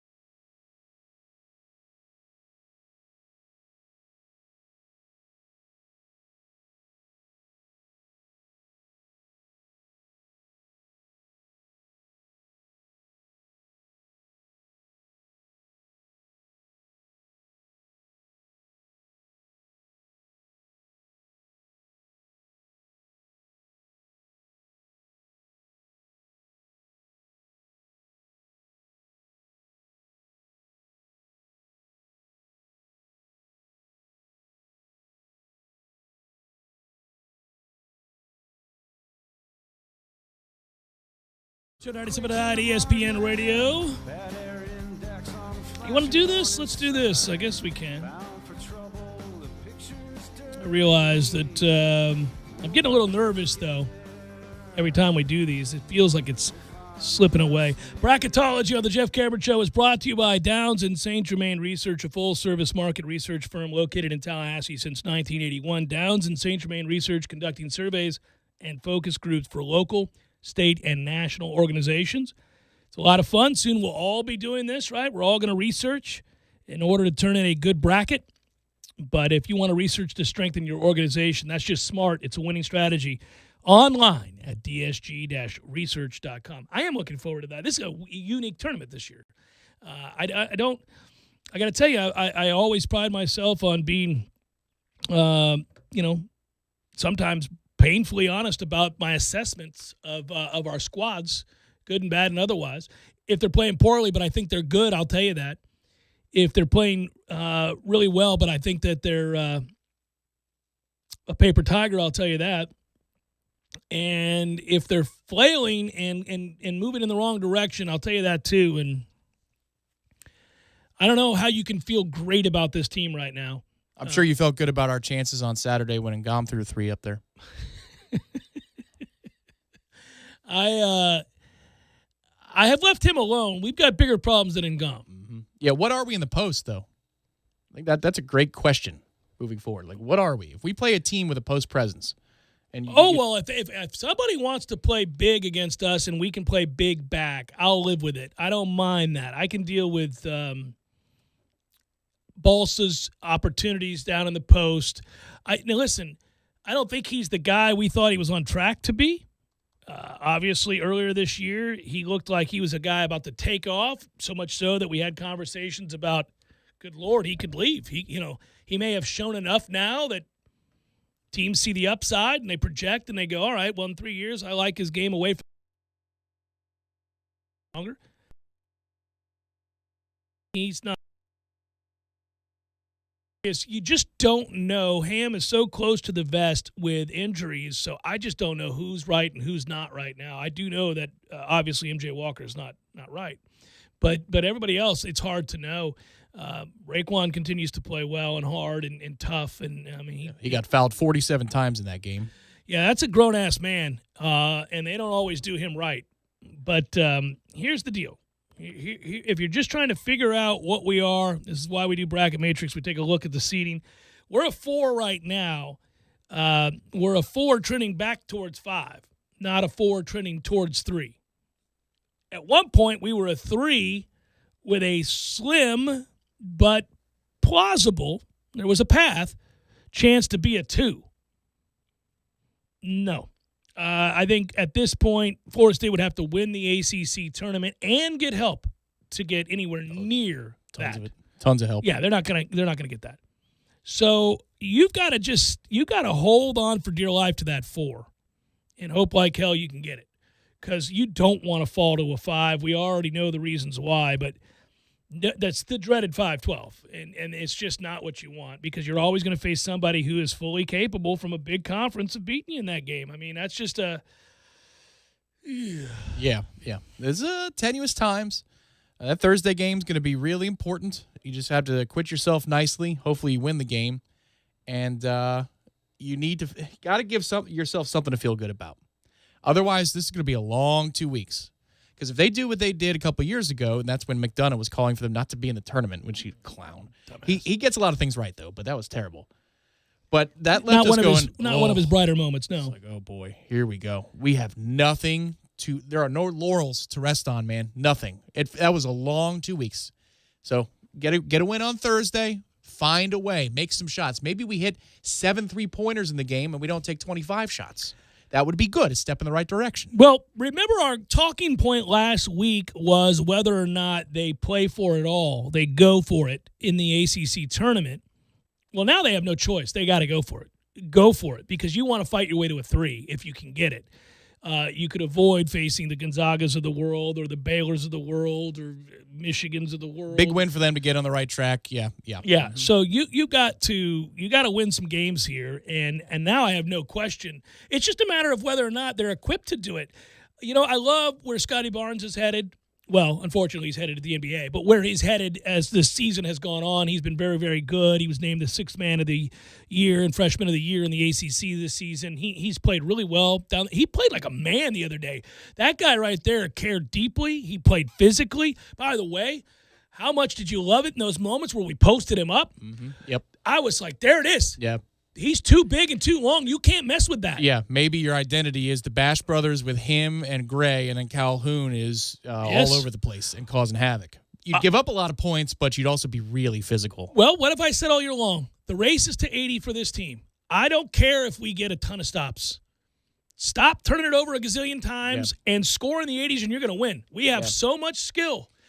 You can score in the 80s. Go. Yeah, I'm glad that they have that film there now, though, to break down what the hell the breakdowns were defensively in the half court. Because, Polite got embarrassed 3 or 4 times, and I'm like, what the hell? That's not like him.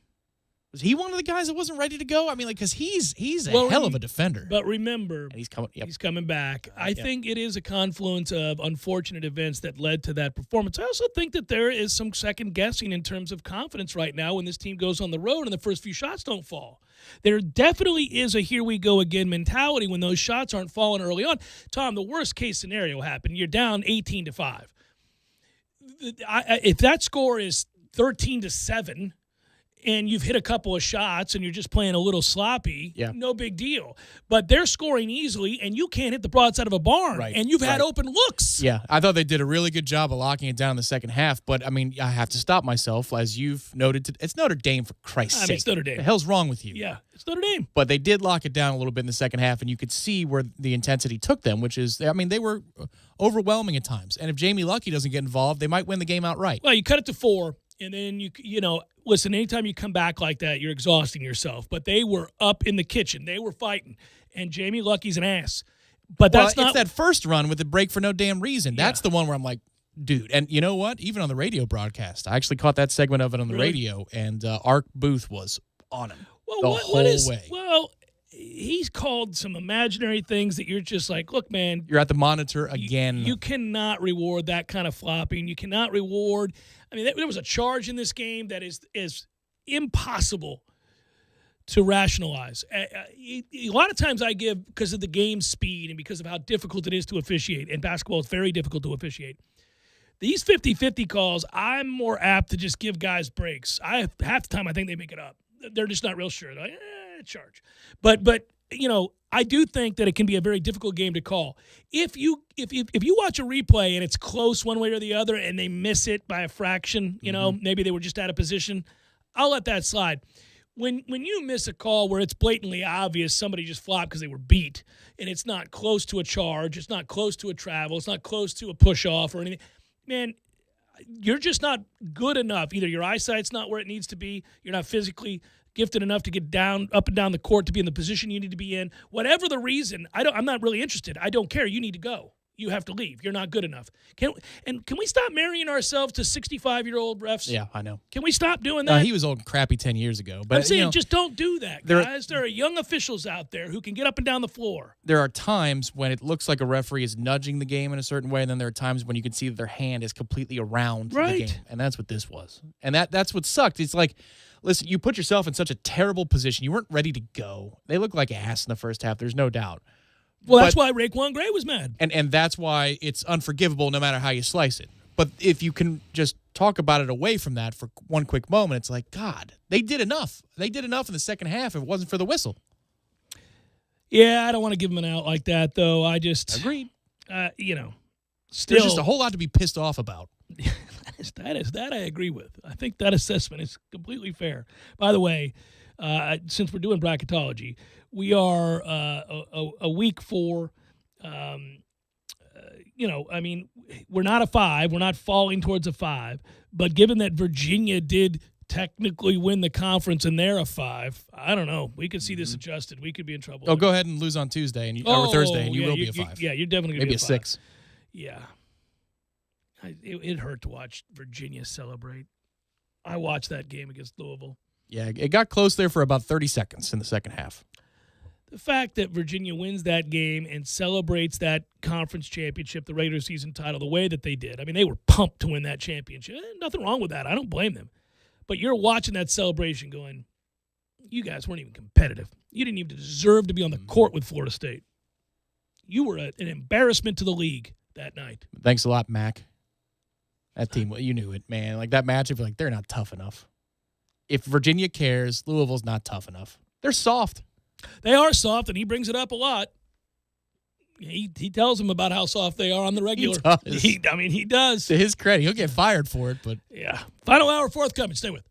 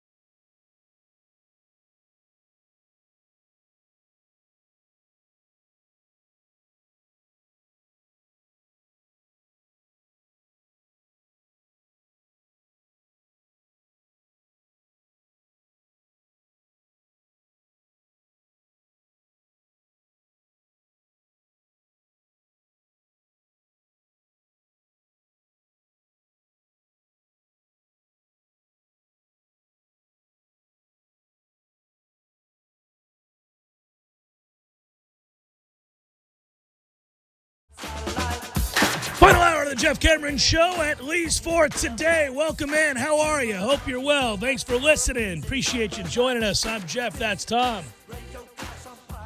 And we moved into that perfect time of year in Tallahassee, haven't we? Enjoy that stuff, guys. Kind of comes and goes. We go from really awesome to hot as hell. You gotta embrace the heck out of this month and a half here. 2 months. And in this time, you get those 40 to 50 degree days between the highs and the lows. It's nuts. Oh, man. Good times. And it makes it all the more inviting to kind of talk about, I wish it were watch, spring football and Florida State baseball, and to kind of embrace the March Madness that's coming because, again, getting together as best we can safely with friends and those that you feel comfortable around at this juncture to watch a lot of these tournament games. If you can find an outdoor place and sit back and enjoy that, I mean, that's as good as it gets. I'm always reminded, I don't know why, I think it's because you come off the sadness that the conclusion of the NFL season brings, where that's that profound, understanding, man, it's going to be a while since I get to watch some football. Now, when you're a fan of the world champion Tampa Bay Buccaneers, it makes it a little easier. Because every time that you think about football, you think about the fact that you're the world champions of football and that you're the only fan base and organization that can say that. Like most of the people, a lot of people listening may not be fans of the reigning world champions of the National Football League. But Tom and I are. We are lifelong fans of the current world champions of the National Football League. The Lombardi Trophy resides in Tampa, just like the Stanley Cup does. And, it's one of those things where you think about the off seasons and how you revel in those championships, plural, in Tampa and what it means to be a champion.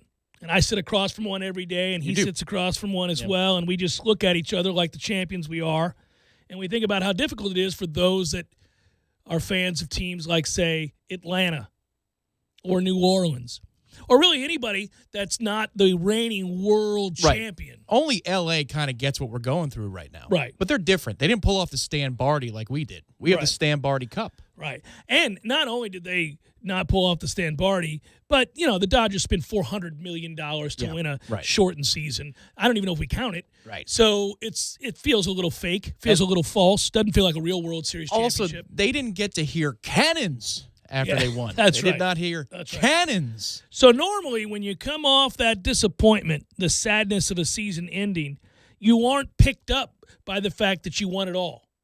So for a lot of you, I empathize right now because you weren't picked up. You don't feel the same sort of cloud nine joy that Tom and I feel that will really sustain us until we get nearly to the next football season. You don't have that sustenance that you need because your team didn't win it. Didn't even get there in all likelihood unless unless you're a Kansas City fan listening, and then you got there and were profoundly disappointed by a lopsided ass kicking. So it's tough. It's tough. It's tough for all those other people. Tougher is what I should say. It's tougher for everybody not named Tampa Bay Bucs fans than it is anybody else. But even though I have that to fall back on, the World Championship that is, it is still a long time till we get back into watching college football and games that count. And now I want to celebrate the start of spring football. Going to have to take the coach's word for how good we look or how poor we look and how well everybody's playing. Oh, we've got a great practice report coming for you later in the week. It's going to be a good one. Wait till you hear how practice went. Tom and I came up with really incredible scenarios for each of these practice updates that we'll give you. Right. We go through a pitch meeting. We pitch how practice went to each other. And today, a good practice or a bad practice? I'm going to go with bad practice today, Tom. Matthew observes, and then we have an honest, objective vote. It's a blind vote, and whichever practice pitch gets 2 votes, that's the one that carries. Now, I would say, what if we have prolonged poor practices? What if we have 2 or 3 in a row? What do we do as we come in here rot with fear and nervousness, hand wringing going on because the practices have gone so poorly on Tuesday, Wednesday, Thursday, Tom? Yeah, Wednesday's a tough practice anyway, but you'd like not to have Tuesday and Thursday. That's a problem because that's pretty much a whole week's worth of practices, and it's very possible. It could happen. It just might. Yeah. So, that's where we're at. We'll see. As for the weekend that was, if you're just hopping in the car, well, you got a mixed bag there. On the one hand, it was nice to see Florida State bounce back and win a series against an elite pitching staff, and more importantly, win an ACC series after starting ACC play 0-3. On the other hand, the way that ended, that's a toughie. That's a whole lot of looking. And, I said it last hour, when you strike out 15 times, 7 of them looking, after you get a pitching performance like that, it's a little bit of a bitter pill to swallow. That's always been a part of this program, though. Well, one way or the other. The backwards K is silent in Seminoles baseball. I mean, it's always been, as long as I've been watching it on Sunshine Network as a kid. I think it's grown. Backward strike. I think the 15 Ks with 11 runners left on base, or was it 11 Ks with 15 runners left on base? I think I had it backwards. That's a toughie. That's in a one-run game. That'll hurt your feelings a little bit. Still took the series through smoke on Friday night. Gorgeous. Oh, we can pitch. Oh yeah. I mean, we were 0 for 11 with runners in scoring position. I had it right the first time. We struck out 15 times, 7 of those looking. So,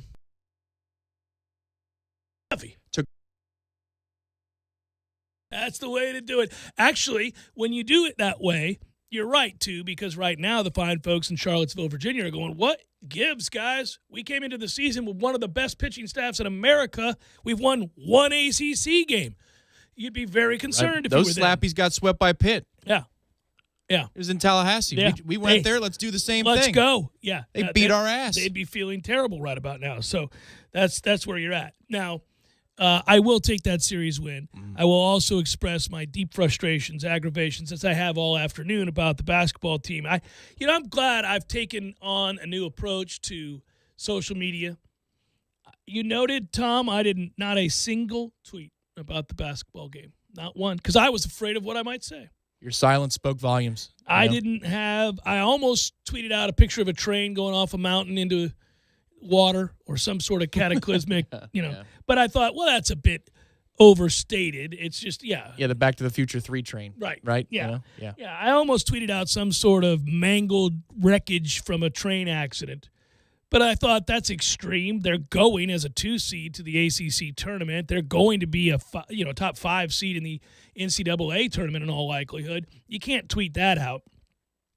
But I wanted to express my solidarity with those that are that kind of frustrated. And I'll repeat myself on this issue as well, and that is, it's good to have arrived at a place where expectations are so high that when they're not met, your disappointment is profound. That's Florida State football in the 90s. Any loss felt like the end of the world because what was at stake was the opportunity to win a national championship season in, season out. That's how good they were. So when they lost, you went, oh, my God, did we just lose a shot at the national title? Because that's all we're playing for. We're not playing for anything else. We're playing for national titles around here. Now, the basketball team hasn't quite arrived at that place yet, but we are arriving at a place where the expectations are so high, rightfully so, because of the sustained success, that when you lose a game like that, where all that was at stake was a chance to win back-to-back ACC regular season titles, well, you're pissed. I mean, you're pissed, and you should be, because that Notre Dame team's terrible. And there really was no reason to do that, to go up there and lose like that, except for that it does follow a trend, a disturbing trend. So, unfortunately, we'll have to watch very carefully. I do know this. Trends don't pay the rent in gambling, and it's also true that they're not reflective necessarily of how a team's going to play in the NCAA tournament. So there was that. And now on to the story of the day, which is the start of spring practice. And although spring practice is not going to be, Tom, nearly as well, it is certainly going to be better than it was a year ago, in that we're going to have one. We're going to have, we had 3 practices last year. They'll have the full allotment of practices this year. But it is not as engaged as it would be. It's another step closer, but they still have certain protocols, as Ira pointed out last hour, that they have to adhere to, which make it a little bit more difficult, again, to get to where you want to go. But anything's better than sending kids home, which is what we did a year ago, and it was startling at the time. And, we wondered about the impact on the season, but moreover, that worry quickly shifted to a greater concern, which was not just about your health, my health, friends, family, and everybody you knew, community's health, but rather, were any sports going to be played? Was anything going to happen? Was there? I mean, this is what we do for a living. Everybody closing their doors, and are they going to open back up? Right. Oh, was heavy times, man. Still heavy times. Still, it's tough for a lot of people, and us included. There are all kinds of factors that weigh on our business, and yours out there listening. We understand that, and so I guess it's a good time to remind everybody that we're a far cry better off than we were. And so even though I might express, and Tom will too, some frustrations as we move ahead with the inability to access and view, especially with all the new faces that you want to see, in particular the most high-profile offseason acquisition, if you will, in Mackenzie Milton. I mean, I would give anything to see how does this offense run? What looks different about how it runs with him at the helm? And if there's a bad period or two, does he step up? How does he sound in those moments? Do people look to him, and do they respect him? Like, you got to earn that. So sometimes if a new guy says something, you look at him, but you don't look at him with intent. Right. And then they've got to take the reins, and then maybe 2 weeks later he says the same thing, and everybody nods their head, and they say, okay, got you. Like, that is a process that's fun to watch. It is. It is fun to watch, and we're just going to have to take people's word for it. I will say, again, I wonder if this progresses if we don't get our opportunities here and there from a great distance. I don't care if I have to bring binoculars. Let me go stand on the bridge.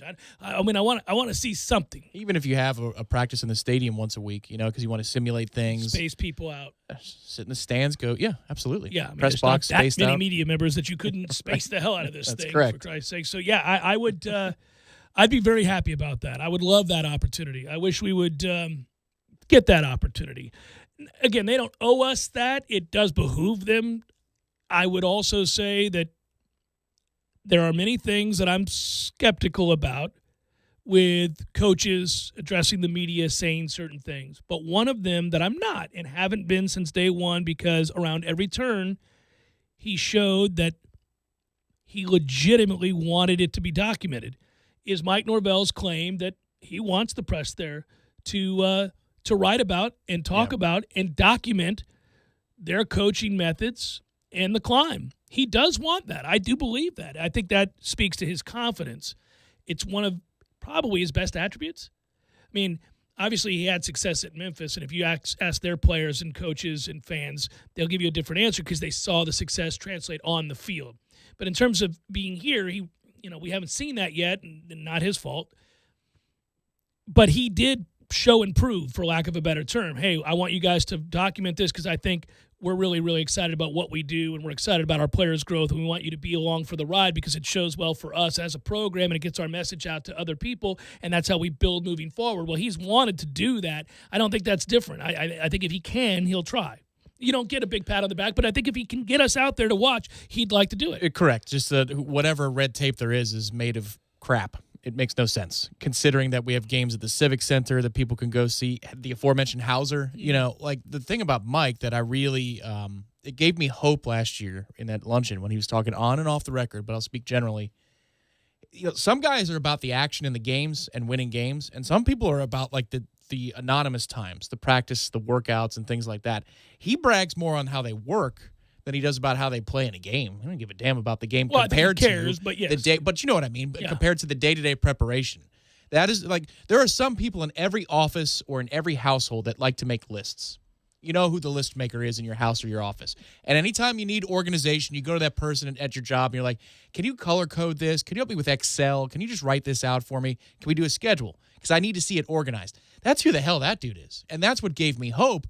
But then it got completely, the foundation was ripped out from underneath him. There was no foundation anymore. So That's what I'd love to see is past week one, the pads come on, how they compete and how he deals with it. That would be great. Can you imagine how frustrating it would be for a guy who's super organized, and he was, and by the way, he made hires accordingly. I mean, what they were able to do in terms of the people they brought in to make sure that this thing had some semblance of order, because that was the number one complaint about the previous guy, was that it was random and disorganized.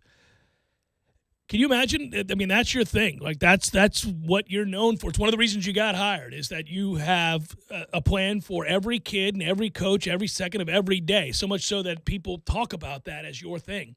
and then that gets ripped out from you. How to be rudderless in that moment in your first year at a program where you know the changes that you have to make are dramatic, to be left rudderless, as I say, has got to be, oh my God, infinitely frustrating. I can imagine. The image of year zero for me, for Mike Norvell, and the embodiment of that year was the sidelines at Louisville. He is beyond furious. Yeah, and all he can do is stare off in the distance. It's the end of Miami Vice episode. Yep, he's just wearing it. And he's like, there are so many things I want to say and I want to do right now, but what can I do? My hands are tied. That expression, that body language that's year zero. That's exactly what it was. Oddly, I admired that moment because I saw it in his eyes the same way you did. We texted each other about it. It was interesting. It was that, okay, all right, this is what I've got to deal with. Okay. I actually admired it. That was remarkable. There are coaches, listen, Phil Jackson had a lot of talent to work with in the entirety of his NBA career. Well, save for the Knicks. But he had a ton of talent. And one, obviously, rings for days. But I think it's akin to this. He would sit on his ass, legs crossed, watch as his team is completely flustered, discombobulated, giving up a 20-2 run, place is going wild. I'm not calling timeout. You guys figure it out. Figure it out, see if we can get a stop. Anybody? Because he would rather lose that game and teach them out. Or that. Okay, we might give up 70 today. Okay, all right. Let's see who fights. Yeah, let's see who fights. And he's thinking to himself too. If I could put the thought bubble, this is Everest. Boy, oh boy, I thought it was Hill 364. This is Everest, man. Oh, let's see who fights. Oh, this is going to be interesting. Okay. NFL teams have to be in compliance with the salary cap. They're guessing in the neighborhood of about $183 million for each team. We're not quite sure it's that.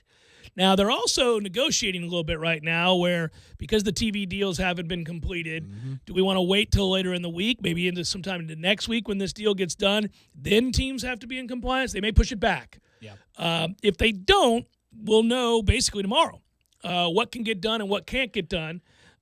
In terms of guys being franchised, guys signing long-term deals.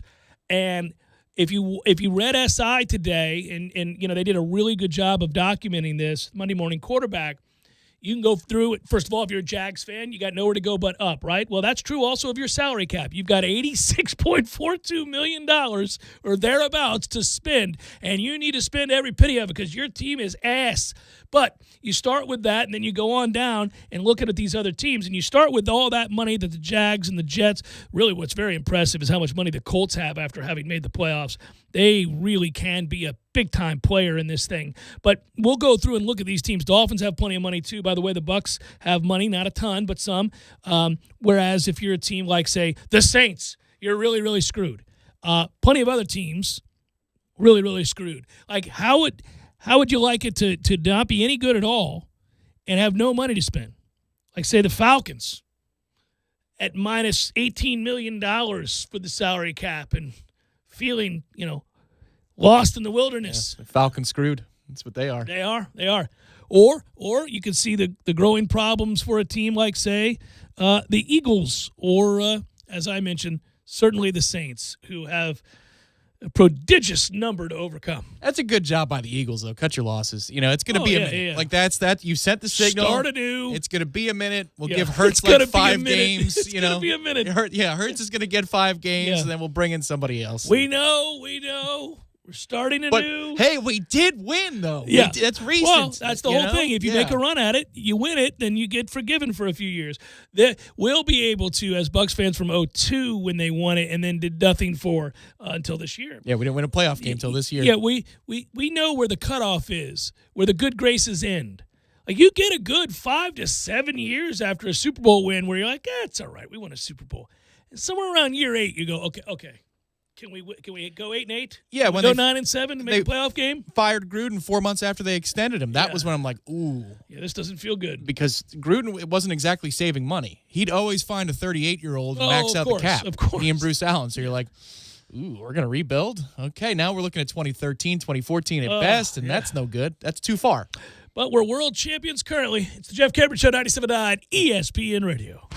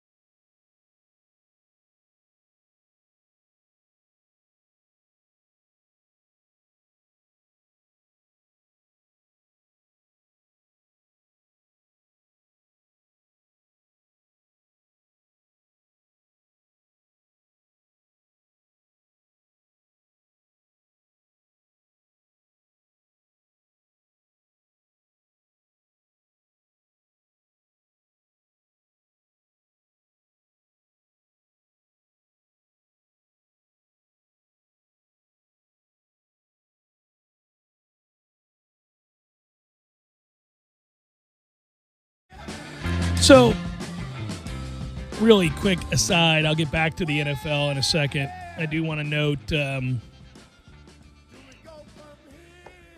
they have figured this out now, Tom, and this is where the debate will rage on. And it's really not about the individual because he's just a representative of a larger talking point. He didn't do anything wrong. He figured it out.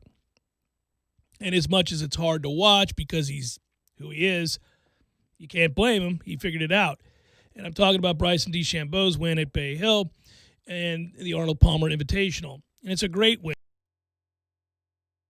Things beyond. He had on par threes for the 4 days. He makes a ton of putts. And then obviously out of the rough, he is, along with Patrick Reed, who missed the cut in this event, they're like almost singularly great out of the rough. Was Patrick Reed on your team this weekend? One of them. Yeah, okay. He missed the cut. Yeah, he missed the cut. Fat ass. So here's what I'll tell you. They have now figured out, and I've listened to, and I don't pretend to know this. I don't. And I'm not going to pretend in any way that I do, but I do now see the growing evidence that the people that assert this are accurate. And that is that the secret to defending golf courses from people like Bryson and from an ever-growing list of people that can hit the ball 350, 360 yards accurately or even fairly accurately isn't to grow out the rough. That doesn't make any difference to them.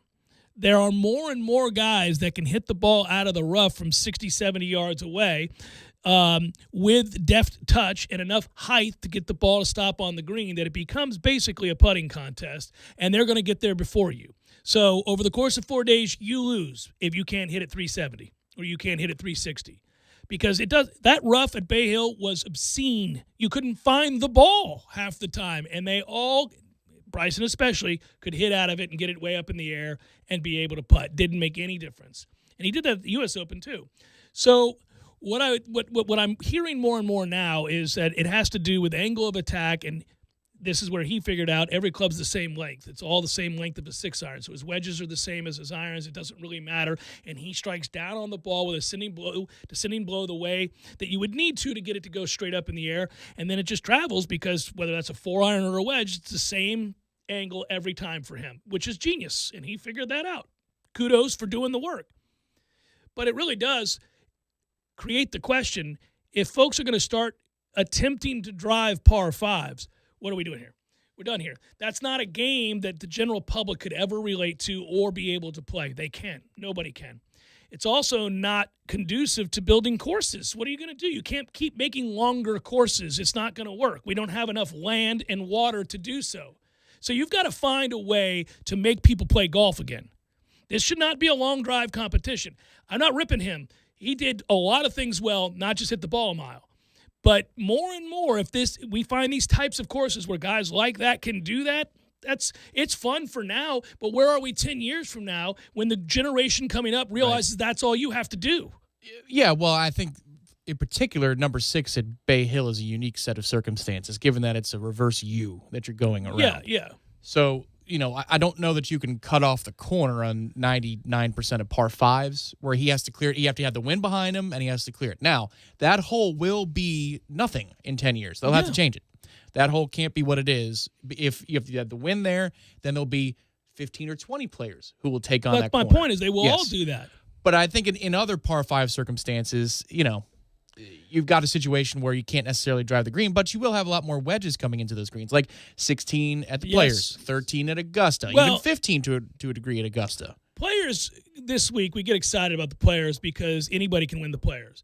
That course does not reward distance the way that so many other courses do. Correct. You've got to do lots of things well. You don't have, that is to say, there is no appreciable advantage to hitting it much further than half the field. Got the Atlantic breeze, and it's in March now, which means the temperatures are cooler, so the ball doesn't travel as far. But there's a lot of obstacles and weird things there that make it to where certain shots are irrelevant, that you can hit at 380. It doesn't do you any good here. So, that's fine. But there are a growing number of courses that are defenseless. against guys like that. And it's not his fault. He didn't do anything wrong. No. Once again, I want to reiterate that. He didn't do anything wrong. We think he's a clown, and I still think he's a clown, and I think he's completely disingenuous, and there's nothing more uncomfortable than to watch him pretend to care about Arnold Palmer after winning an event. But what I will tell you is it is useless to start to continue. Like, go back to 2002. 2002, they said, look, here's what we're going to do. We got to make sure that we cannot continue to have the ball traveling this far, whether it's the equipment or bifurcation, what we got to do with the ball, courses, however we got to go, we got to stop this now. That was the USGA's announcement. We got to stop this. We can't have people hitting it 400, 450, 460. It's going to render the game useless. Well, here we are. Nobody's done anything. They just talk about it constantly, but they don't do anything. I think it's amazing to watch how many guys hit the ball just as far as he does now. There are other guys on tour who can do that. That's not like their singular modus operandi, but they can. Right. He found a way to brand it so that everybody knows his name. Like, that's the one thing that he's done quite successfully that I didn't expect he would be able to do.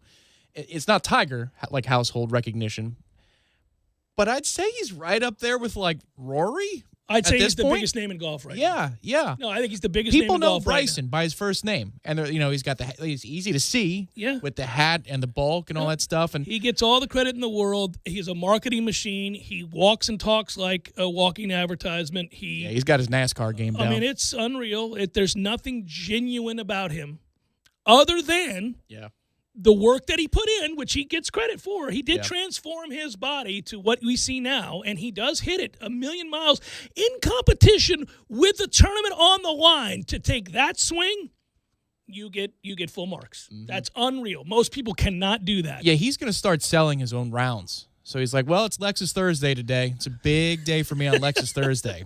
He's smart. I mean, he can do it. He can do it. He's figured it out, but it's just, it's really unlikable. What do you see tomorrow, Bryson? Well, I'll be in one of the final two pairings. It's Mayflower Saturday, of course, because it's moving day. So Mayflower, great movers. I just got to make sure I keep the ball in the fairway because the important thing on moving day, Mayflower Saturdays, hit the ball in the fairway. It is unreal and uncanny how quickly he remembers every single sponsor when asked about his play. Like, the question is about a shot or a series of shots that he hit. And before he answers that, he's telling you about every one of his sponsors. Recall a conversation we had years ago. This is when he was an AM, and it was, I think, Saturday morning or Sunday morning at the Masters. And they're asking about the difficulty of the pressures. And he pulls a Shooter McGavin in the answer. And I texted because I was watching. I was a loser very engaged in golf for the major. So I was watching live from. I could be doing something else on a Saturday at 1 o'clock, but I'm watching Bryson interview Bryson DeChambeau. And he's like, well, I got to tell you, a couple years ago when I was in the USAM, real pressure. I mean, there's far fewer circumstances that you can find than the USAM in terms of pressure it generates on the last day. So I dealt with that, and I won it. So I'm ready for today. Never looks the reporter in the eye. He's like, no. So I've been there, and I've done it. And it's a great day at Augusta. I'm just happy to be at Augusta National. What a beautiful place this is. You like the way he worked in Tiger texted me? Oh, yes. First of all, get it together, Tiger. Secondly, he mentioned that 3 different times in 3 different interviews with 3 different people. I could not believe it. I listened to every one. I'm watching the post-round interview, then I'm watching the Golf Channel's interview, and then they had a third where he's off to the side being interviewed, and they cut in on it, and all 3 times, Tiger texted me. I was like, this guy, he looked. He said you got to overcome. You got to overcome things. Straight-faced, looked in the camera, pretended to get emotional, and it's uncomfortable to watch this acting job. Well, he cares about me, and I just can't tell you how much that means to me. This guy, I love him. Because he believes it. Oh, well, no, I can't. This is a train wreck waiting to happen, but I love, and I say I love him, and I mean that tongue-in-cheek. I do think he's really good for golf. I agree. I've said that all along. I think he's really good for golf because he plays the heel straight. Like, he does not care. So he gets home. He's driving. It's Lexus Thursday. He's back at his home. He closes the door. I don't know the answer to the question. I know what you're asking. Okay. But I think there's a reasonable debate because I think it's a reasonable debate, too. I believe the mask, he put it on at one point, but he forgot that he put it on. And so now he believes the lie. I think he believes the character. He method acted so much that he's lost. It's complicated. It's complicated. You're asking me if Daniel Day-Lewis, upon driving home every day from the set of Lincoln, still thought he was Abraham Lincoln in the kitchen when he was talking to his girlfriend or his wife. Mm-hmm. The reports were he did. Well, perhaps, and that performance is unreal. But I mean, you think you're listening to Lincoln. It's like, I think that's exactly how Lincoln sounded. But anyhow, I mean, I don't know what to think about Bryson. I don't know if he gets in the – I would like him a lot. I would really like him. I mean, legitimately like him if he gets in the car with his caddy or a buddy and he goes, these dumbasses, this is so good. Yeah. Can you believe I'm pulling this off? This act is insane. Now, that I would like him then. They're pulling up to the parking lot on Saturday. Hold on. I got to get serious. Yeah, Instagram. Yeah. It's Mayflower moving day. I mean, I'm paired with Harris English today. He's a great guy. Also a fan of Mayflower. Okay. What is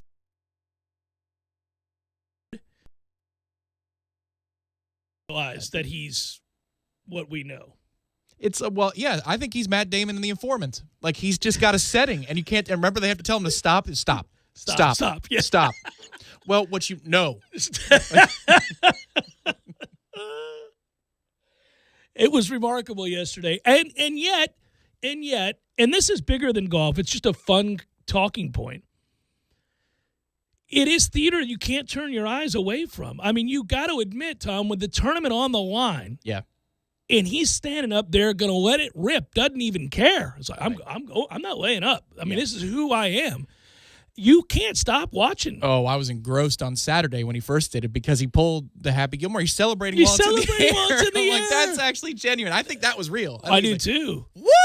Like, who does that? But nobody. Okay, I hope he does that more. Yeah. I hope he does that more. Well, because I think distance is all he cares about. I really don't think he cares about it. He wants to be big. Little shimmy in his playing partner's face. Well, I mean, it was funny. I will give credit. Lee Westwood on Sunday raised his hands after he cleared. Yep. By the way, Lee Westwood hit a drive yesterday, and he's 47 years old. He hit a drive 336.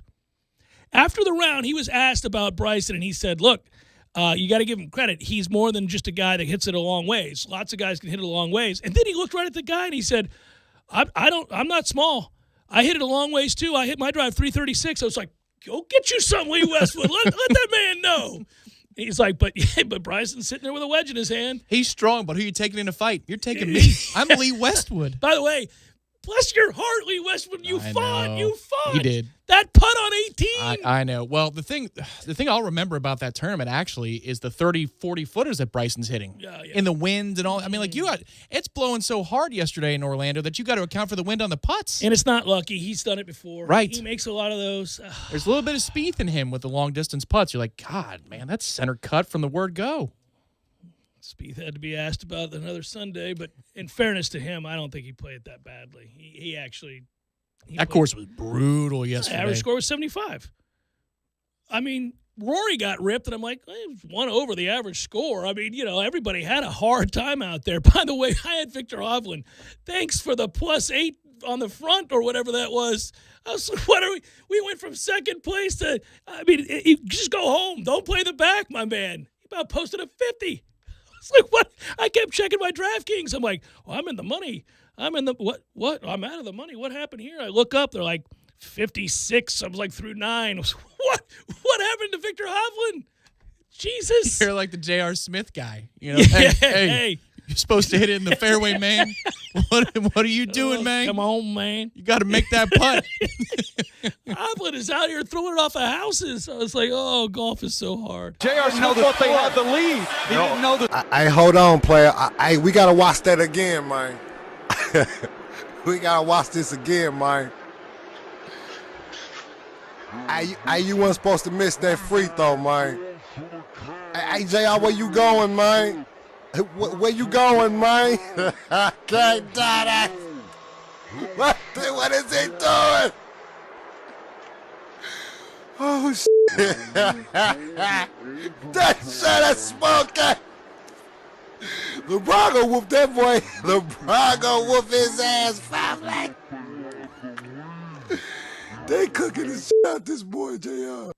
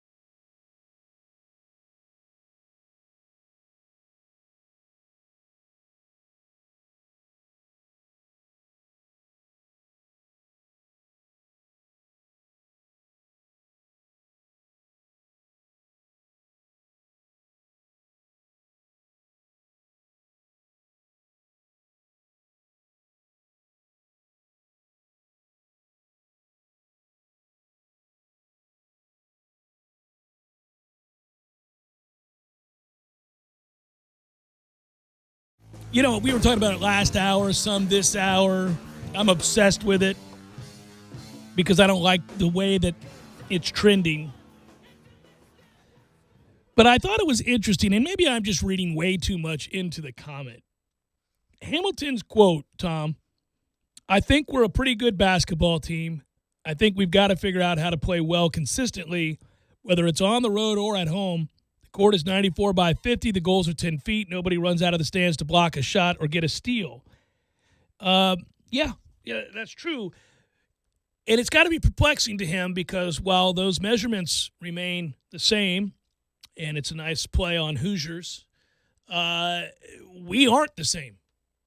So regardless of the reasons, it's certainly not because the goals are different. Like in baseball, the environs change, and you can misplay a ball because of that. In basketball really ought not happen, but it does happen. There is the stark reality at this point. You did a great job of showing in Hamalytics how much different we are on the road than we are at home. In particular, certain players like MJ Walker, who's just night and day. He's not even the same basketball player. And I just continue to ask the question, and it'll be really fascinating. What do you do? I mean, those minutes have to go to Calhoun if MJ can't play. And it's just a measure of, okay, how many chances do you get? How healthy are you? I mean, when we find out that he almost didn't play on senior night, and the reason that he had a good game was, again, because he hit threes, which is all he can do now at home. He doesn't hit them on the road at all. He might as well not take those shots. He doesn't make them, really almost ever. So if your knee is that bad and you can't shoot on the road, and because your knee's that bad, you can't defend the way you once did, well, dare I say, what are we doing here? Mm-hmm. Yeah. And so at that point, I just wonder, because that loyalty is real, and Ham's great that way. He gives his guys, I mean, Kofor could barely walk, and he's got that guy out there and is depending on him. I really wonder here, because it's a shame. It really is a shame. And I guess everybody's a little banged up this time of year, but I just keep thinking back to these last few years of how unlucky they've been. They had a team a couple years ago that really could have made a deep run had they been healthy, and then everybody got hurt. Oh, Nichols was on fire. And then he got hurt. Kofor's Kofor got hurt, and everything that went – I mean, just everything. The tragedy of it. It was awful. Everything went wrong. Last year's team would have made a deep run and was healthy and feeling great about itself. The world wasn't healthy. COVID. And now this year, you've got a guy that's played for you for 15 years, is as veteran a leader as you could possibly want, and came out the gates swinging. He was the guy that we're like, oh, there it is. I thought I'd find you 2 years ago, but you're here now, and that's all that matters. I can hit the three. I can beat you off the bounce. I'll dunk on you and walk over you and tell you about it. I'm defending. I'm athletic. I'm all of the things that you guys wanted me to be when I arrived. That version of MJ Walker was on display for about 7-8 games. And then, voila. And it's gotten progressively worse, which, again, if you're dealing with any form of tendonitis or arthritis or anything like that, that doesn't just change. And so I don't know what you do here. Yeah, the shame of it, too, is he and Scotty played quite well together. And you don't typically see that as seamless when you have a brand new one-and-done type and then, the old guard playing off the ball and Scotty has the ball. You don't know how that's going to work. Those are very dynamic personalities and very dynamic presences in the locker room for different reasons. But it worked. And, yeah, you're right. I think that quote, more than anything to me, is I'm at my wit's end. It's up to them now. And we've just got to keep putting them in positions to change and have a different outcome. And the good news is that everybody's going to be on a neutral site from here on out. So that's the good thing. Nobody can feel extra comfortable wherever the hell they're going to be playing in the state of Indiana. Whatever gym it is, whether it's the big one or the small one, nobody's at home. So maybe that's enough. But, we were trending poorly into the postseason a couple of years ago, That's correct. And then they came out swinging because they found their defense at a time where they needed it most. Well, this one hurt because they didn't. They couldn't get stops. And when you're trying to make a comeback, now they got stops in the second half when they finally went small. But, man, I'll tell you what, there is a long stretch here. I think if you're going to be critical in one area, they took too long. They took too long to go small. It was evident the way Notre Dame was going to play, drawing our bigs out. They did a good job of telling Balsa to have a seat the rest of the game, and that's disappointing. Yeah. But he realized it. He'll be coming back, I think. This last week has been a little rough. This last week, 10 days for Balsa. But in looking back, I watched the condensed game again this morning, and I knew the cut actions were nice, and Bray drew up some nice concepts, but I didn't realize in the first half how unbelievably nice they were. Like, it was slice and dice. Everything that we did in switching and bringing the bigs out, vacating the paint to extend, oh, my God. Oh, they abused us. The anticipation of some of the plays they ran, though, baseline cuts, backdoor cuts, all that stuff, it's gorgeous. Yeah, well, here's the problem, man. They've lost 27 straight to ranked teams. So it's like, I'm sure they've tried that before, but it only worked against us. So that ain't good. They've been an abomination against anybody who's any good. And that is really infinitely frustrating. I can't express how bitterly disappointed I am enough. I just can't. They just lost the ACC to that suck-ass Notre Dame team. There is just no excuse. None. It's just embarrassing. And doesn't mean the season's over. Doesn't mean they can't go on to achieve great things. Win the tournament this weekend. That's right. Yeah. But you can never go back and get that back. I hope they're as embittered, certainly more so than I am. I was trying to get you to enjoy the end of the show, but sometimes you just can't leave on a good note. The more I thought about it on Sunday, the more I thought about it this morning, the more I thought, I'm like, what in the world? Threw it away. Just threw it away. And I do like that Raekwon was pissed.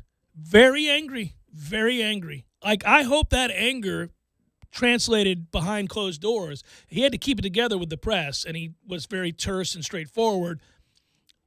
That's a big man who cares deeply. I hope he had some things to say to some of the guys that he didn't feel like they were locked in, because that's what he said. He said we weren't locked in. Well, who wasn't locked in? Because Scotty Barnes was. I felt like Calhoun was. Mm-hmm. Yeah. They were the ones that kept us in the game in the first half. Well, yeah, Calhoun in particular. Playing through so much damned contact, too, but that's not the reason we lost. No. But, I mean, come the hell on. Yes, fired. How about that? Leave it there and save our jobs. Man, I want that guy's knee to blow out when he's running down the court when I watch him. I'm like, blow your knee out, so that we can have a fair game. But that's just me. I tried. We were home. Knopfler's playing. Good work out of you. Good work, Matthew. Be well, everybody. Have a great night. It's spring football week. All right, there you go. I'll get it back on track. We'll have those reports. What happened?